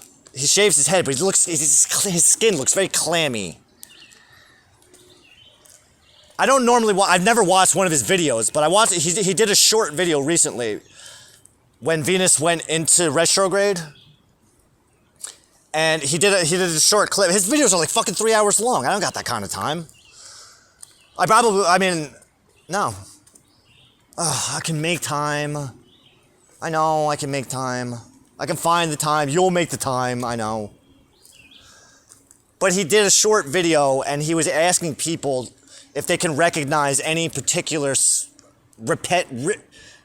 repeating patterns, any particular patterns showing up with relation to 8 years ago that may serve in his science experiment that he was doing in regards to the 8-year Venus cycle. And he was the one who pointed out that the orbital path, the astrological orbital path of Venus repeats itself every 8 years. And I use an astrology app to keep track of geometric astronomy. So I went ahead and I went to my app. Well, I didn't make it. To the app that's on my phone. And I did check every 8 years. Holy shit. Yeah. Venus is in the same spot. How do you know you can trust the app? Well, yeah, I know I can trust the app. Okay, I know. I'm getting heated. I know. I'm getting like, I hate being questioned. Because it's like, because I fucking know. Because I'm the one who did the work. You ever see Pulp Fiction? You know that scene when they got Marvin shot? Where John Travolta shoots Marvin in the face? And they go to Quentin Tarantino's house? And Jules, Samuel L. Jackson's like, damn, this is some good coffee. This is some good coffee, Jimmy. And Jimmy goes, yeah, I know my coffee's good. I know my coffee's good because I'm the one that buys it. When Bonnie buys the coffee, she buys shit. I buy the expensive gourmet stuff because I like to taste my coffee. But the question here is not the quality of the coffee in my kitchen. The question is why there's a dead nigger in my garage. How do I know the things I know? Because I put in that fucking effort to do it. But how did you go about it, though? Just in case somebody else wants to repeat the experiment. Oh, easy.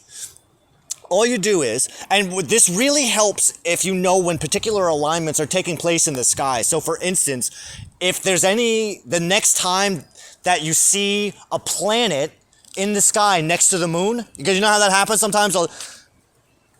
Mars or Jupiter or Venus will be right next to the moon in the sky at night.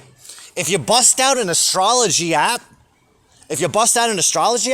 and hold it up, do a chart for right this moment, right? A current placement chart. And you look up at the sky, what you'll see is that on the chart, it shows the alignment that you see up in the sky. It's fucking wild. And at the same time, by looking at a current placement chart, just a current placement chart, you can tell what time of day it is. By observing where the sun is in relation to the ascendant, the midheaven, the descendant, And the lower, the IC, I don't know what it's called. The IC, the MCIC, ASC, DSC. Descendant, ascendant, midheaven, lower heaven. The midheaven is pointing at high noon. So the closer that the icon of the sun is to that point, to the MC, the closer we are to noontime. It works like a charm every fucking time. Because that layout is predicated on what's called planetary time, which is 12 hours of day and 12 hours of night, from sunrise to sunset and sunset to sunrise, where the length of an hour is relative to the position of the sun over the position of the sun and the earth over the course of a year. Depending on the solar season that we're in is the predicable of the length of an hour, daytime and or nighttime hour. You're talking in big terms, I know. Well, it's called practice, yeah? I have to learn how to dumb this shit down. I have to dumb this stuff down so anyone can understand it. But the only way to dumb it down so anyone can understand it, just like Aristotle said, you need to know your premises better than you know the conclusion. But in that we know that the premise is the cause and the conclusion is the effect, and we know that Aristotle's chain of predication demonstrates that the function of the ends is the catalyst for the means which bring the ends into manifestation, that the function of the conclusion is the catalyst for which we have the premises that demonstrate the conclusion. Making sense? Does that make sense? I know what I'm saying. I know exactly what the fuck I'm saying. I just don't know if it makes sense to anybody else. You're telling me don't even worry about it. The fact that it makes sense to me is validation that it makes sense to everyone else. Because if you can make sense to yourself, then you can make sense to anyone. It's just like sales. Just like we learned from the Wolf of Wall Street guy. What I mean is, by not listening to the Wolf of Wall Street guy, we learned how to actually do sales. Instead of gauging how to manipulate someone to believe you, that it's worth their time to give you their money, rather, if you can sell your shit to yourself, then you don't even have to sell it to anybody because of the fact that it'll sell itself. So when I was working at Hugo Boss, this is a good story. So when I was working at Hugo Boss, I was just working there as a sales associate. I was an undercover sales associate. And what we had to do is sign people up for the email system. It keeps track of all your purchases. They send you emails of upcoming stuff. And when I first started working there, and I would try to sell this to people, hey, did you sign up to our program? Most of the time, people don't give a shit. They don't want to be bothered with it, right? I don't want to be bothered with it because I know that I wouldn't do it. But I had this idea because of that line of thinking. It dawned on me. You know what? Sign yourself up for it so that you know what the hell you're getting. So you know exactly what it is. And you're not just barking out some nonsense that everybody tells you about to say. You're not barking off the script. So once I did that and I had it, I would tell people, hey, did you sign up for this? I signed up for it, and this is what I noticed from it. When I did that, I noticed that my capture rate, which is what it was called, my capture rate went up.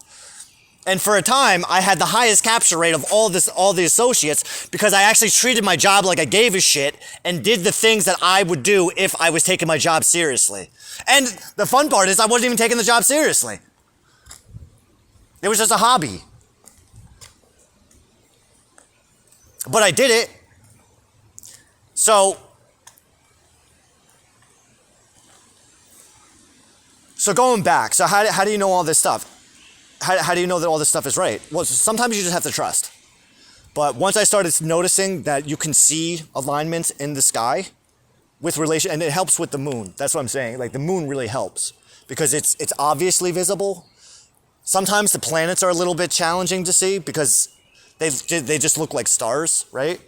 So that's where the internet helps. Oh, hey, there's an alignment with Jupiter and the moon. All right, let me go outside. I see it. Let me pull up our little astrology app, pull up the chart, and go, holy shit. The icon of Jupiter is literally right next to the icon of the moon in the exact proportion to which I see it in the sky. Look at that. Now, something else that's worth noting is astrology's not, the zodiac's not set up like the stars. I know, it's set up by way of the solar cycles. So this 360-degree zodiac of the Western, the Western zodiac, which is the same as the sidereal zodiac. It's the same fucking thing. Sidereal astrology, the sidereal zodiac is aligned with the general placement of the fixed stars in the sky, which is 25 degrees and 5 minutes behind Western astrology.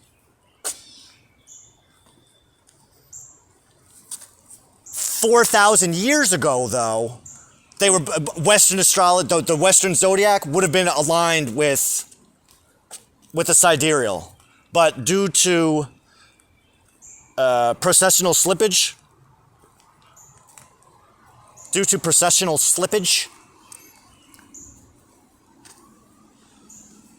the constellation that's behind the sun at the moment of the vernal equinox, it shifts. It takes 2,000 years to shift from one constellation, about 2,000 years for one constellation to another. So right now, on a Western zodiac chart, at the time of the vernal equinox, the spring equinox, the sun's going to be at 0 degrees Aries, but in reality, it's at like 4 degrees Pisces, moving towards Aquarius. So it takes about 2,000 years for it for one full sign to transit through that particular time of the year. They say it's because of the wobble of the Earth. I don't really know. I'm on the fence as to whether or not there's actually a wobble. I don't know. I understand why it's perceived that there would be a wobble, because if we look at the path of the sun's path around the sun, it makes a waveform, which would imply a wobble. But if we take that wobble away, then the sun's moving around the Earth.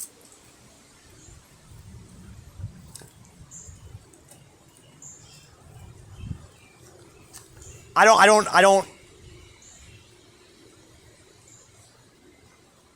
don't necessarily think it's impossible that the Earth orbits the sun. I'm not saying that.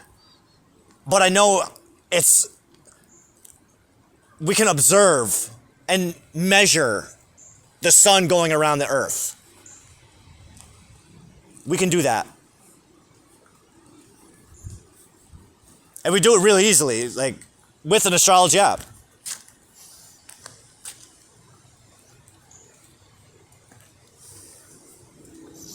Which, for now, is the only way of measuring geometric astronomy that I'm aware of. I don't know if there's a geometric astronomy app. I'm gonna see. I'm gonna look if there is one. This way I can stop saying astrology, because I don't like saying astrology, because I know astrologers and I'm not necessarily an astrologer. I don't say that. Although I do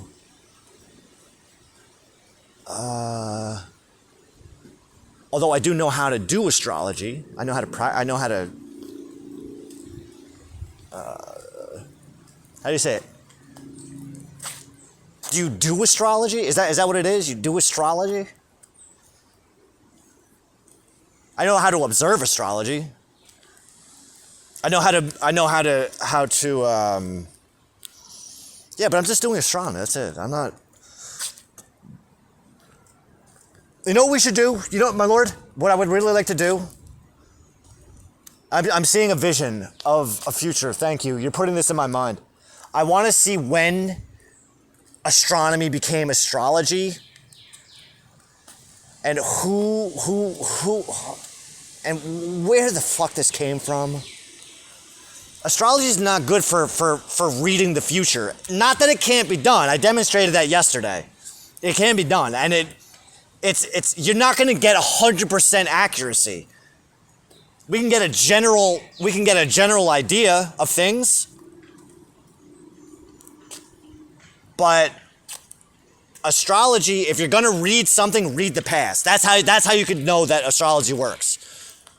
That's how you know that there's some validity to the claims that the sun, moon, stars, and planets have an effect on life on Earth.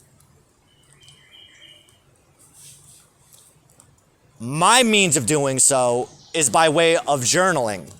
I have 7 years of journals that I got stockpiled in my room from June 3rd to 2018 up to now. As a matter of fact, at sunset tonight, which is, what time is it? That's not the phone for time.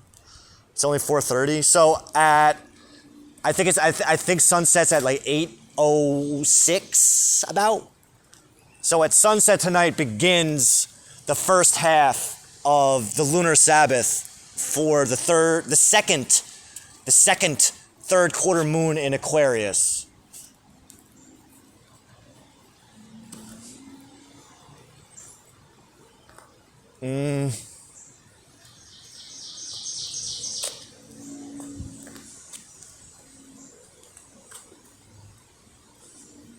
So what we can do is, because I have all of those dates written out, I have my life written out the way that I do. I have it, all my journals are organized by lunar and solar data, but in relation to Western astrology, Western astronomy, the Western zodiac calendar. The Western zodiac calendar. My God. It's a solar-lunar calendar. So where the Jewish calendar is a luni-solar calendar, the Western zodiac is a solar-lunar calendar. They're the exact same thing, but different. It's just like, just like attributes that are true in every instance of a thing, and essential attributes. They're the exact same thing, but there's just slightly different forms of doing it, so that you can find that middle ground, so that they can work together. That might not be the best example. I mean, it is relative to what we're doing. It's relevant.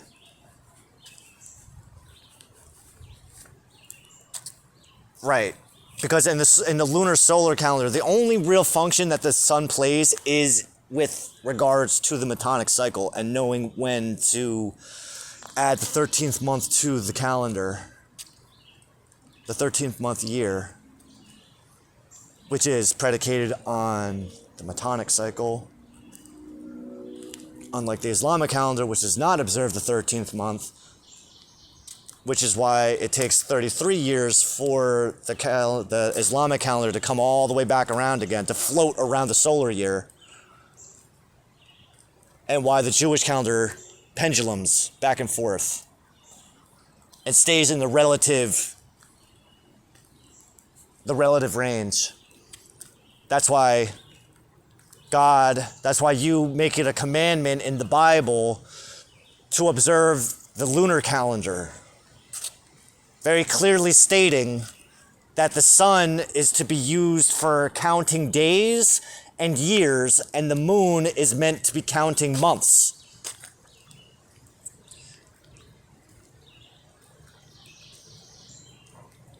$19 years ago, right now, the sun and the moon were in the same position, in the same relative position that they're in right now in relation to the Earth. The moon's going to be a little bit off, only within like maybe 8 to 10 degrees, up to 8 to 10 degrees. but the sun's going to be within up to a degree of variance from where it was 19 years ago. I'm using degrees as in 360 degrees around the Earth.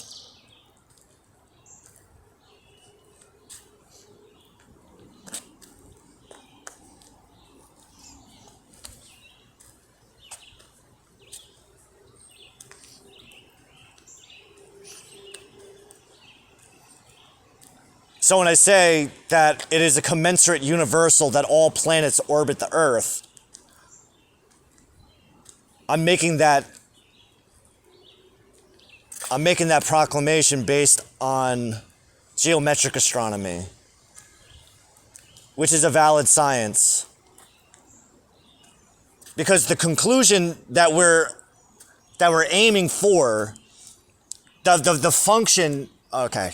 So the function of the conclusion that we're aiming for is that geometric astronomy is more reliable and at the same time more practical than modern astrophysics.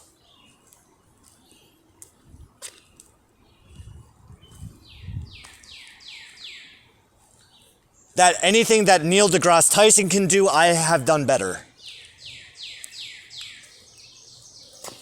And one day we're gonna have a Star Talk chat, and he's gonna ask me questions as an inquisitive student, not a skeptic, not an asshole skeptic.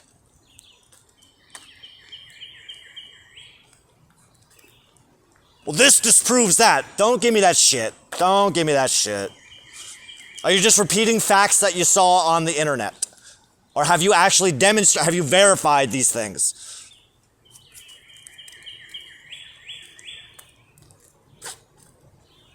Well, how do you explain this? How do you explain that? I don't know. Let's explore it together. You know what I mean? Let's hold hands. Oh, that reminds me of another experiment I wanted to do, my lord. Because Neil actually brought up a really good point that I didn't know. Is that the new moon always happens at the same relative time. So the rising and setting of the moon, generally speaking, happens at the same time every month. Same time during the day. And I wanted to check that against planetary time. To see if there's any direct correlation. Well, no, there would be. There would be, because the rising and the setting always happen at the same time, generally speaking. Within a range. I know, but I want to know what that range is. Why? I don't know. I just feel like I have to know it. Because I feel like if we gather enough data, we'll find trends and patterns. Well, I know that we will. It's not like I think. It's like I know. Because the rising and setting of the moon on the days of the new moon is never in the morning. I mean, what?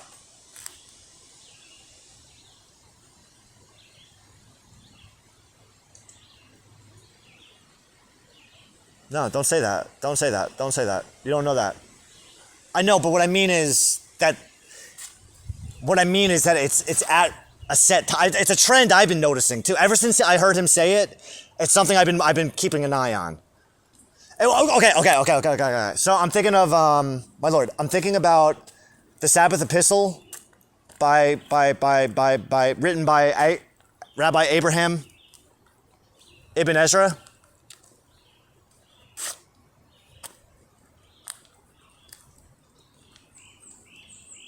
Was it him that said it? or was it Rambam? Someone said it recently where I think it was in the Sabbath Epistle where he said that it was, oh no, maybe it was Rambam.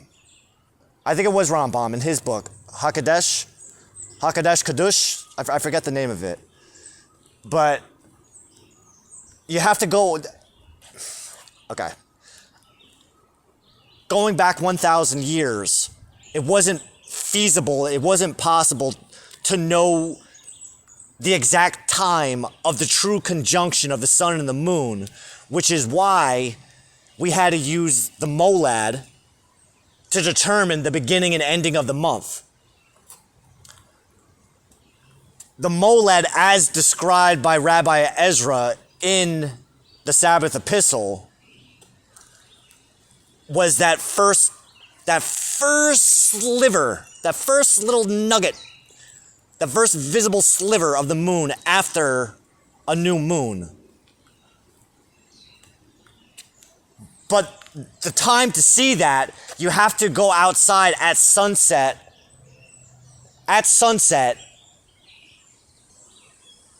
the days following the new moon, and the moon will, that first crescent of the moon will be visible on the western horizon at sunset. But only for like a really brief time. Because it's right after, I think, okay, well, yeah, that makes sense. I think that it's the new moon, the sun sets at the same time that the moon sets. And the day or so following the new moon, the moon sets maybe like 10, 15 minutes after the sun. So that's why you have to look at on the western horizon. The western horizon, at that moment that the sun is setting, as long as it's clear out, and you should see the first sliver of the moon, and that was the indicator that the new month had begun. But Rabbi Ezra wrote that book 866 years ago. 866 years and, hold on, Tevet, Shavat, Adar, Nisan, Iyar. 866 years, 4 months, and 1 week ago is when he had the initial dream that inspired, the initial dream where he received the message from the Queen of Shabbat, the Queen of the Sabbath, that he had to write that book. So, 866 years ago, he made it very perfectly clear, like, we don't know, we can't tell. The beginning of the month should be at the true conjunction of the sun and the moon. That should be day one. So now that we have the technology, and that's what inspired me to go, oh, all right, so now, over the years, I've been having trouble determining when the exact right time to note in my journals that it's a new moon, full moon, or a quarter moon. But it wasn't until I was working with Rabbi Ezra that he inspired me to go, oh, just use the astrology app to see when the true conjunction, the true opposition, and the true squaring takes place.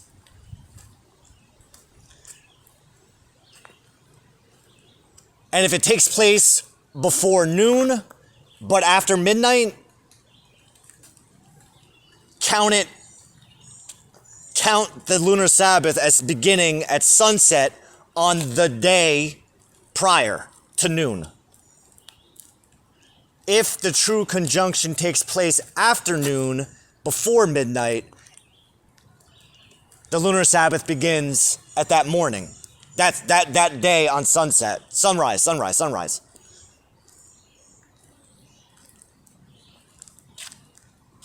Now the issue, at first it sounded like a great system, right? And using Henry Ford's philosophy, if you wish to improve the product, improve the process in which the product is produced, and the product will naturally benefit from the improvements to the manufacturing process.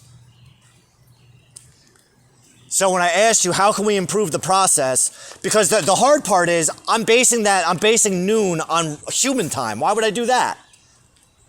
On UTC. Why would I predicate that on UTC when that's not even what we're using? We're using planetary time. So going back to what we were saying about how if you look at the placement, the current placements of an astrology app, it'll show you when true noon and true midnight are, along with sunrise and sunset. That you can tell time by looking at a chart.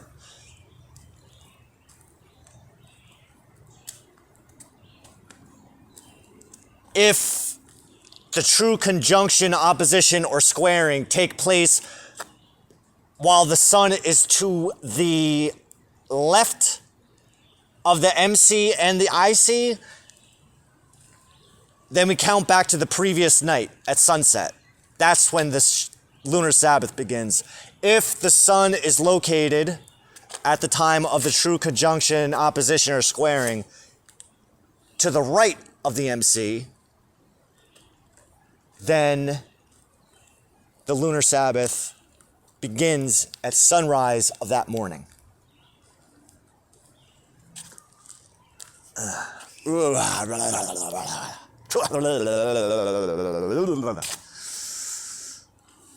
Keep track of all this stuff in your head. I write everything down, that's how.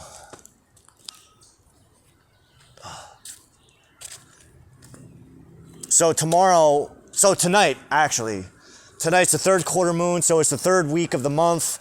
So what we have to do is we're doing a month review. So tonight's review, I'm going back to all of my journal entries for this month that I wrote on the new moon and the first quarter moon and the full moon. So being that this is the third quarter moon, we're going to do the first review is going to be of the journal entries for last week's full moon. We're going to read the whole fucking thing. Essentially, we're going to read the full moon entry, and then we're going to write about it. And we're going to see how the week has progressed, what happened this week, how does this week play out from last week, because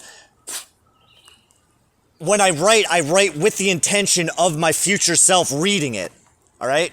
So I write to my future self. I write to all my future selves who are going to read it.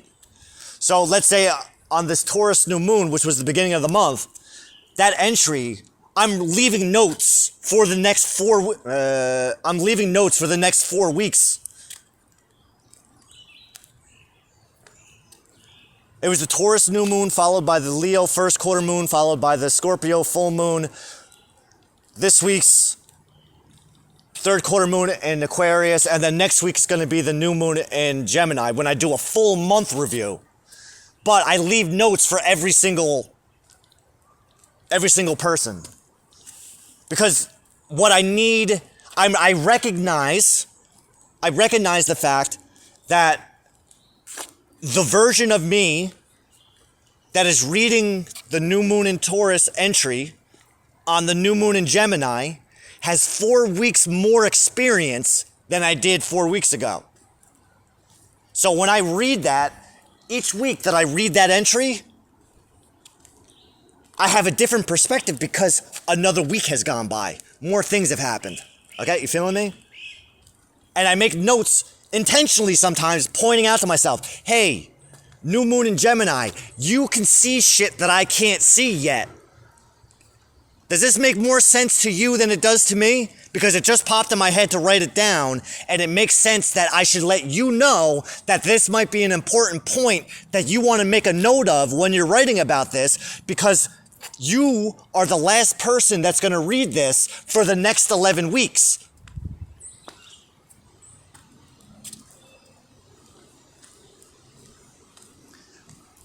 So what does that mean? So the moon has 11 and or 15 week cycles that go along with it as well. So the moon has weekly cycles, it has monthly cycles, but it also has 11 and or 15 week cycles. So 11 and or 15 weeks. So I said before, this Aquarius third quarter moon is the second third quarter moon in Aquarius, while the sun has been in the range of Taurus season.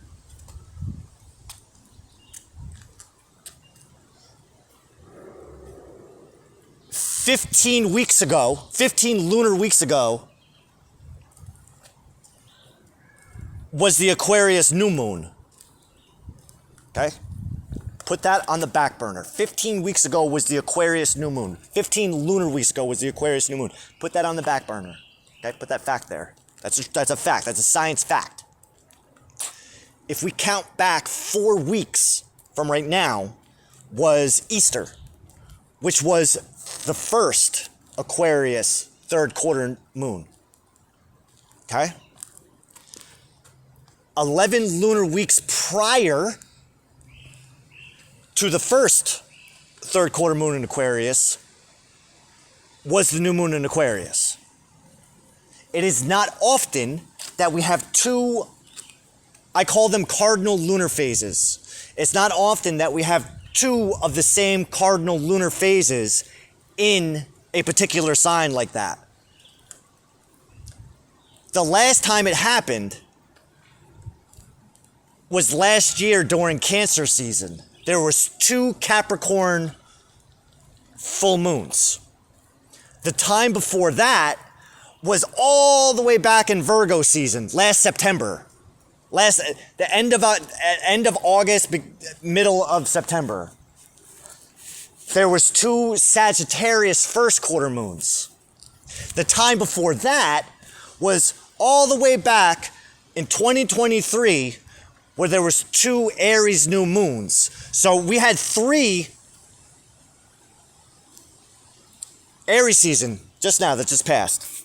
There was a partial solar eclipse. This was 2 new moons ago.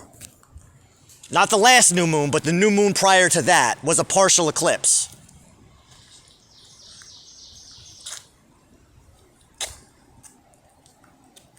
Last year during Aries season, there was a solar eclipse. That was 2024. If we go back to 2023, there was 2 new moons in the sign of Aries while the sun was in Aries. The first one was just a regular standard new moon. The second one was the first of those 3 Aries new moons, solar eclipses. So today, like I said, or tonight, starting tonight, is going to be the second of 2 third quarter moons in Aquarius. The next time we're going to have 2 cardinal lunar phases is going to be in Virgo season. Roughly August 23rd and September 22nd, there's going to be 2 new moons in Virgo, according to Western astrology, the Western zodiac. The first one on the Jewish calendar is going to be called, that's Rosh Chodesh Elul, the head of the month of Elul. Now, anybody studied in Torah knows that the Lord, my Lord, I love you too, designated that new moons are holy days, very special days.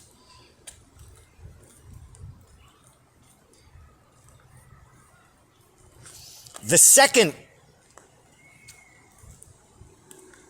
Virgo new moon is going to be a solar eclipse, and it's going to be Rosh Hashanah. True Rosh Hashanah. If we take into consideration what Rabbi Ezra said, that the beginning of the month should be at the time of the true conjunction of the sun and moon. But again, 866 years ago, we couldn't see that. We couldn't tell when that exact moment in time would be, so we wouldn't be able to calculate it properly, which is why we had to use the molad, which was the first sliver of the sun, the first sliver of the moon that is visible after the new moon.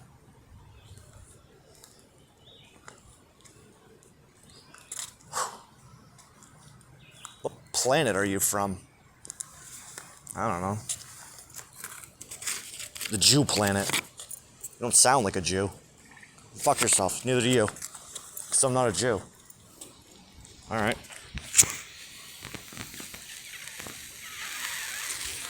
I'm not that kind of Jew.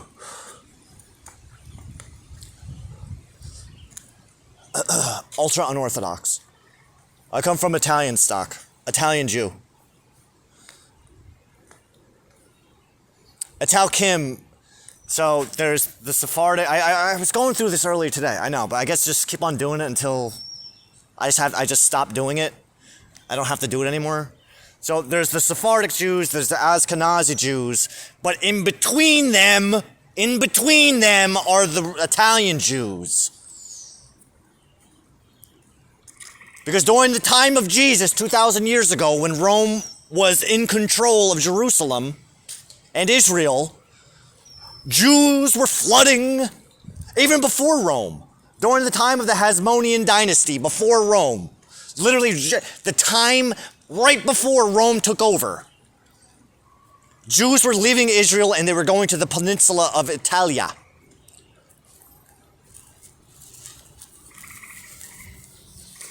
And even during the time of Rome, there were Jews who were moving their asses over into Rome. We know this, especially from the Gospels. When we see Paul, who is about to be fucking strung up like Jesus by the Sanhedrin, goes, I want to go to Rome. I need to talk to Caesar.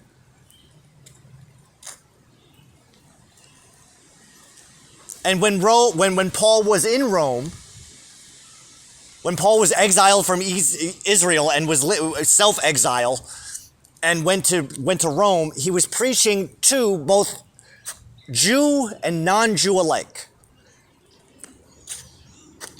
What happened?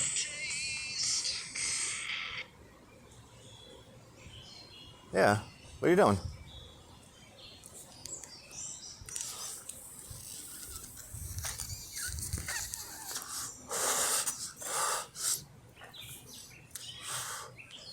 So those Jews, those are the Jews I come from. Roman Italian Jews.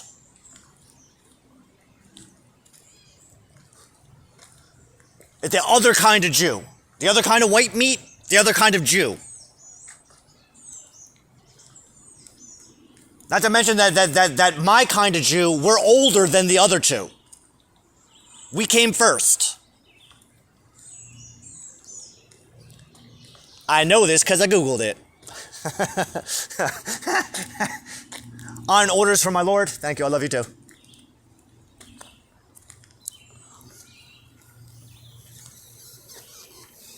All right, HaShem. Is there anything else that you want me to do? Talk about? Did we do a pretty good job? How about this? Better question. Do you feel better about essential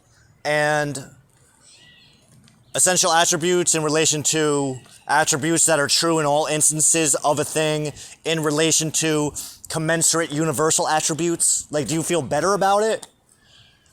I do. I think it's going to take a little more time. Commensurate and universal attributes are the attributes that go to like the general species of a thing, such as triangle. So it's a commensurate universal truth that all triangles are composed of points and lines, but so is true of all figure. But what is commensurate and universally true of triangles, which is unique to triangles, all species of triangles, is that their angles are equal to two right angles. Just like it's true of all commensurate and universal that all circles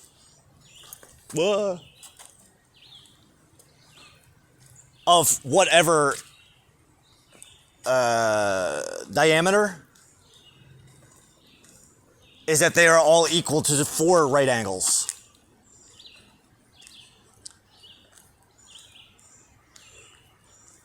Which is also true of rectilinear figures as well. So every rectilinear figure is equal to a circle.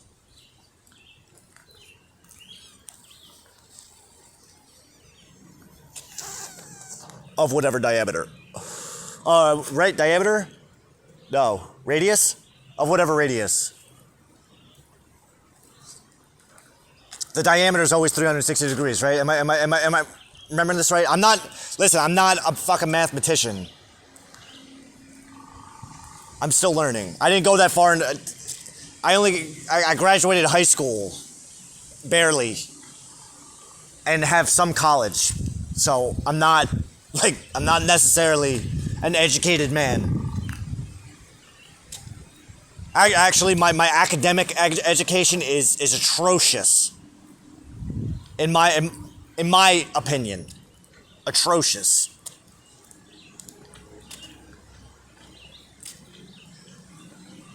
I do not take pride. Well, I mean, there was a time in my life where I did not take pride in my academic education. But when I look back on it, academia, it teaches you what to think, not how to think. Although, you can extrapolate how to think by knowing what to think. It doesn't necessarily mean that you're right, though. It just means that you're good at repeating shit. It doesn't mean that you're wrong, either. Just make that clear, because there are people, I'm not going to say smarter than me.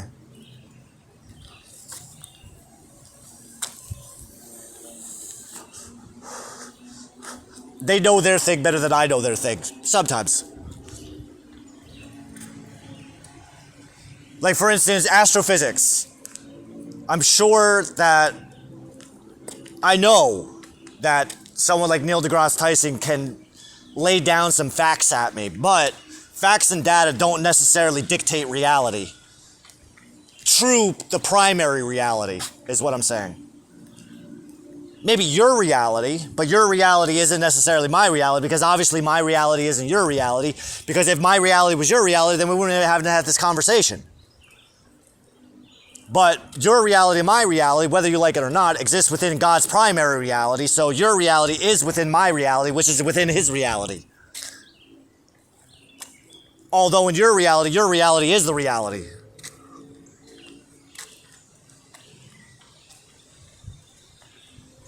Subjective. Objective reality. God's reality is objective reality. How about that? God exists, why don't you prove it? Why don't you ask God to prove it? Don't ask me to prove it, I'm just a guy. Ask God to prove it. That's what I did. And he fucking proved it more times over than I can imagine. Than I can count. My Lord, we got 20% left. We're at the 2 hours, 17 mark. If, let's just say that there's someone watching this and they're like, if God's real, prove it. How can I, a singular man, prove that you exist?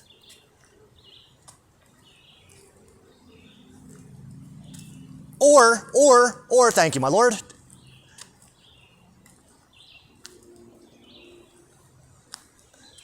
How can you use me in such a way that you can prove yourself through me so that the most skeptical of skeptics has no choice but to say, fuck!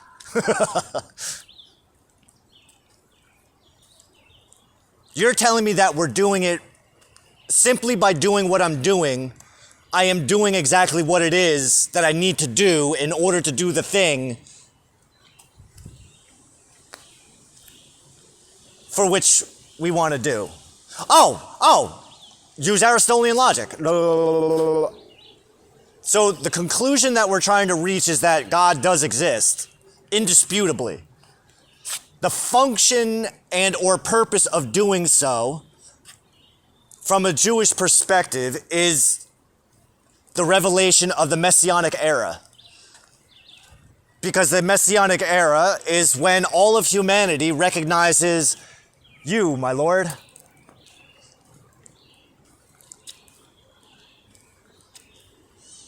So if the function of the conclusion is the revelation of the Messianic age,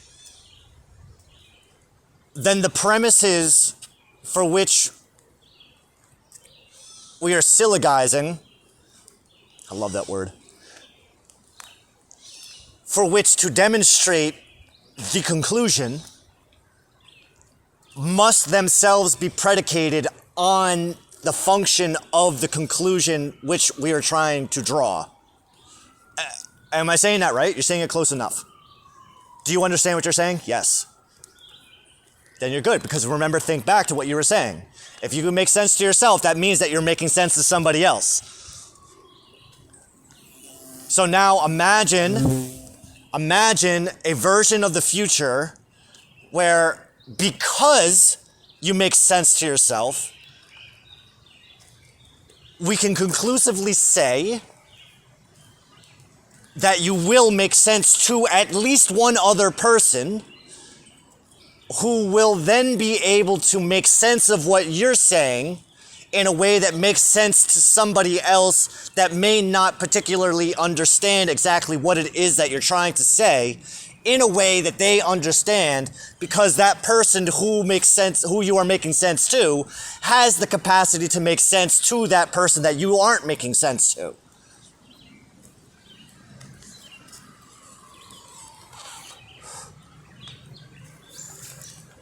Thereby,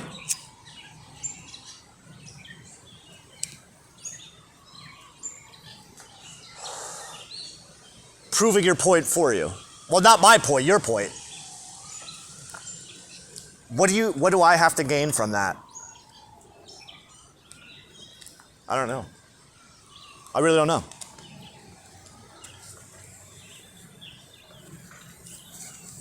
Better question, what do you want to gain? Oof. My Lord, what do I want to gain? We're asking you. What do you want to get out of this?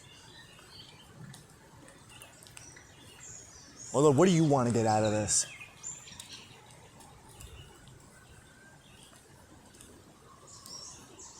Well, you're getting out of it whatever you're going to get out of it anyway, because you already see the future. Yeah, that's a silly question. What do you want me to get out of this? How about that?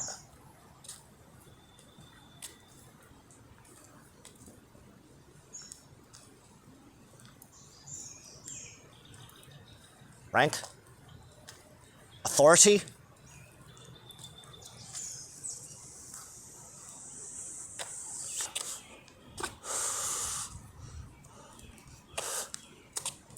Status? My Lord, I'm thinking back to when young Solomon was crowned king of Israel, and you came to him in a dream and asked him, what is it that you wish to possess? And young Solomon didn't ask for riches. He didn't ask for extended life. He didn't ask for death to his enemies. He asked for the wisdom that was required, the wisdom that was necessary for running a kingdom.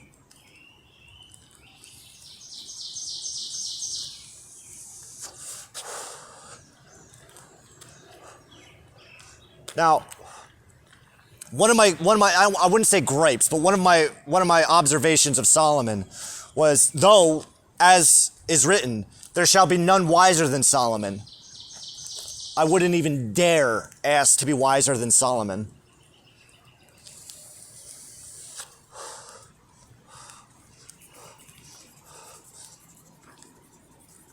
I would ask to be as wise as Solomon, but as wise as Solomon, coupled with the experience in which to know how to employ said wisdom,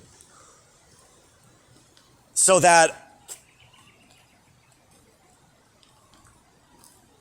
I could manage and serve you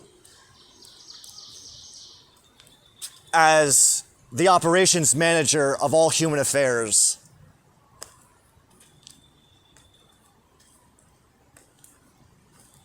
Within your kingdom on earth,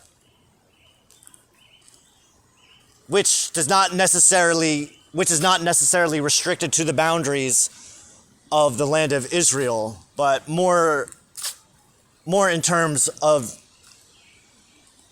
the one world new Jew order, the Jew world order, supreme leader, emperor. Oh.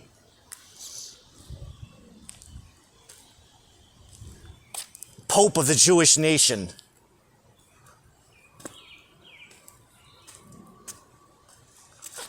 The Pope equivalent. Right? What's the Jewish equivalency of the Pope? Is the high priest. High priest. King of the Jews. Acknowledgement of being king of the Jews. King Mashiach. That I would love.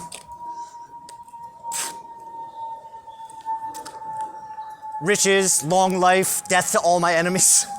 All the things that Solomon didn't ask for. All of the things that Moses denied. All the things that Jesus denied. That's what I would want to gain out of it. Everything that all of my predecessors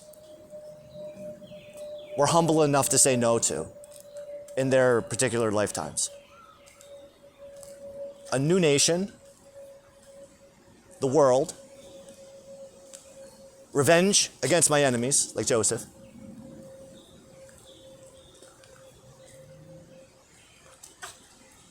riches and a long life.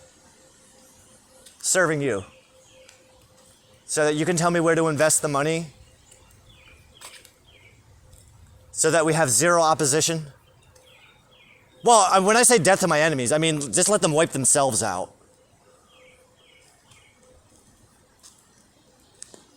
I'm reminded of the teaching from Ethics of the Fathers where Rabbi saw the skull floating down the river, and he said to the skull, he said, you drowned people while you were alive, and that's why you were drowned. But those who drowned you, they themselves were drowned as well. Implying that evil can't be extinguished, evil has to extinguish itself.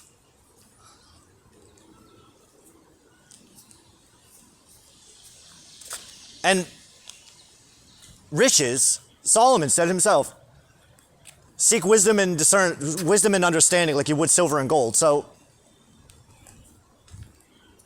yeah. The wisdom of Solomon. The wisdom and understanding of Solomon. So that I can improve on where he, I don't want to say failed, but where he went down. Which was all those women. A woman. There you go. A counterpart. How about that? We'll just leave it with that. Strike all the stuff. Just a woman. That's what do you want to gain? Just a woman. That's it. That isn't my mother or my sister.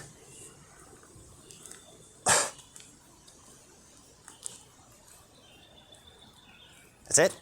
Yeah, that's it. Easy. It's not as easy as you think.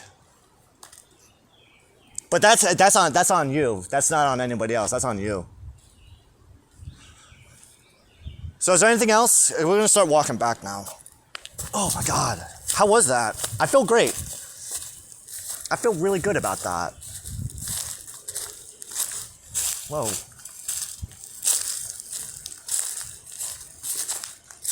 All right. Do I feel confident that we can move on to chapter 38? I mean, chapter 5? I think so. I mean, part of me wants to kind of explore the attributes a little bit more. Although, okay, that's what I'm hearing. Right. There's another attribute to the teachings of Aristotle that's important, worth noting, is that he's just laying the foundation right now, take into consideration all of the experience that we have with Aristotle, and know that though he's just laying the foundation for those three primary forms of attributes, that as we progress, he's going to get into each one with a little more detail. And by the time we get to the end of book 1, we will have an incredibly sturdy understanding of everything that he's laying down. Okay. I can live with that. But then what else do we have? So we have to start chapter 8 of physics. chapter physics. Chapter physics. Chapter 7 of book 4 of physics left off with the void. Chapter 6 introduced us to the void. Chapter 5 introduced us to place. Chapter 4 introduced us to infinity. Chapter 3 was causation. Chapter 2 was form. Nature was nature, form and essence. Nature, form, and essence. Matter. Well, no, matter was in chapter 3. And then chapter 1 was principles. Fuck.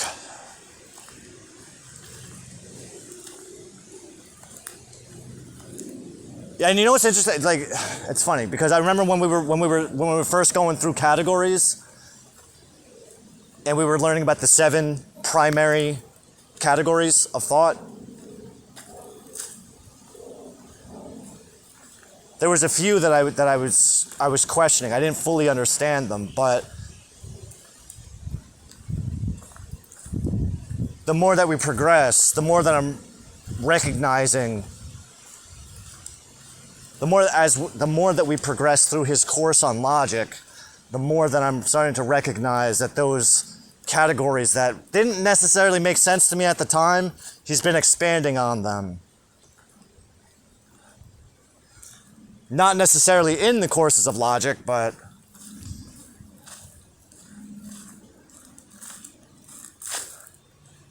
I wasn't expecting to go so deep into place.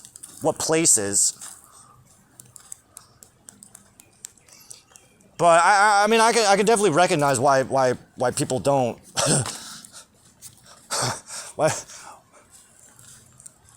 why he's not essential reading. It takes a lot of thinking.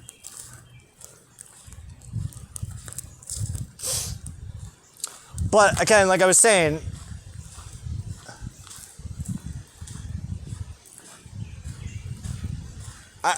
they're all basic concepts. It's just planting the seeds and then making them into your own too. That's another big part of it. Because when I think back to 7 years ago, when I first decided, when I first had the thought, when you first gave me the idea to study Hebrew and then read Torah on my own without anyone telling me what to think. It's the same thing with Aristotle. I just kind of interpret what he's saying, how it makes sense to me.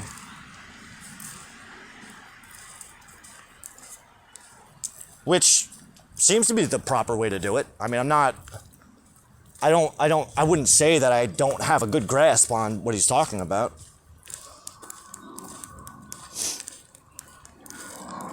Yeah, but can you apply it? Yeah, I can apply it. But mind you, I'm only on book 3 of 6. Or book 4. The categories. Hold up.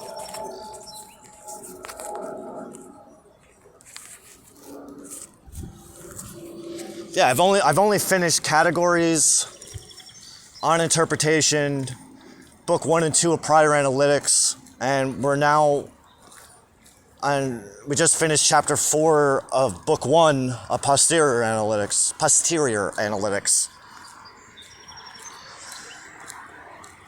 But then we still have categories, or not categories, topics. I don't know what the hell topics is about. He hinted at topics in, I think it was on interpretation, that he hinted that something he was talking about. Well, I get into this more in my treatise topics, but I don't remember exactly what that was that he was talking about at the time. And then after topics, there's still sophistical refutations.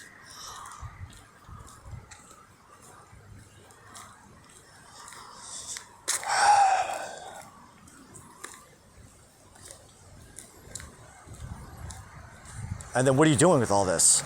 I don't know. I really don't know. I asked God, but he says it'll make more sense in the future.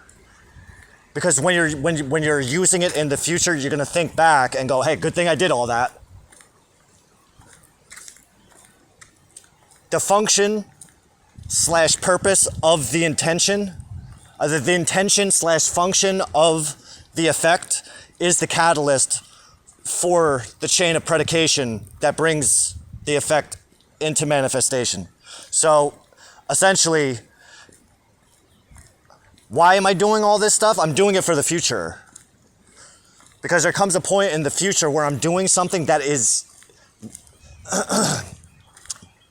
that only someone with this kind of experience will be able to do.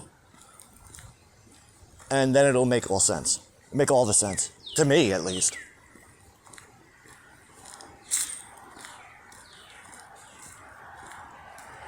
But then there's the whole science aspect of it too, which is why we're going through physics. But his physics isn't necessarily... How do I put it? He's on a whole other level than us. Physicists today. But he's also living in a he's living in a different reality than we are. Well, I'm in two realities. He's in one singular reality, because the reality that predominantly encapsulates humanity today is not the reality that Aristotle was living in, nor did it exist at all.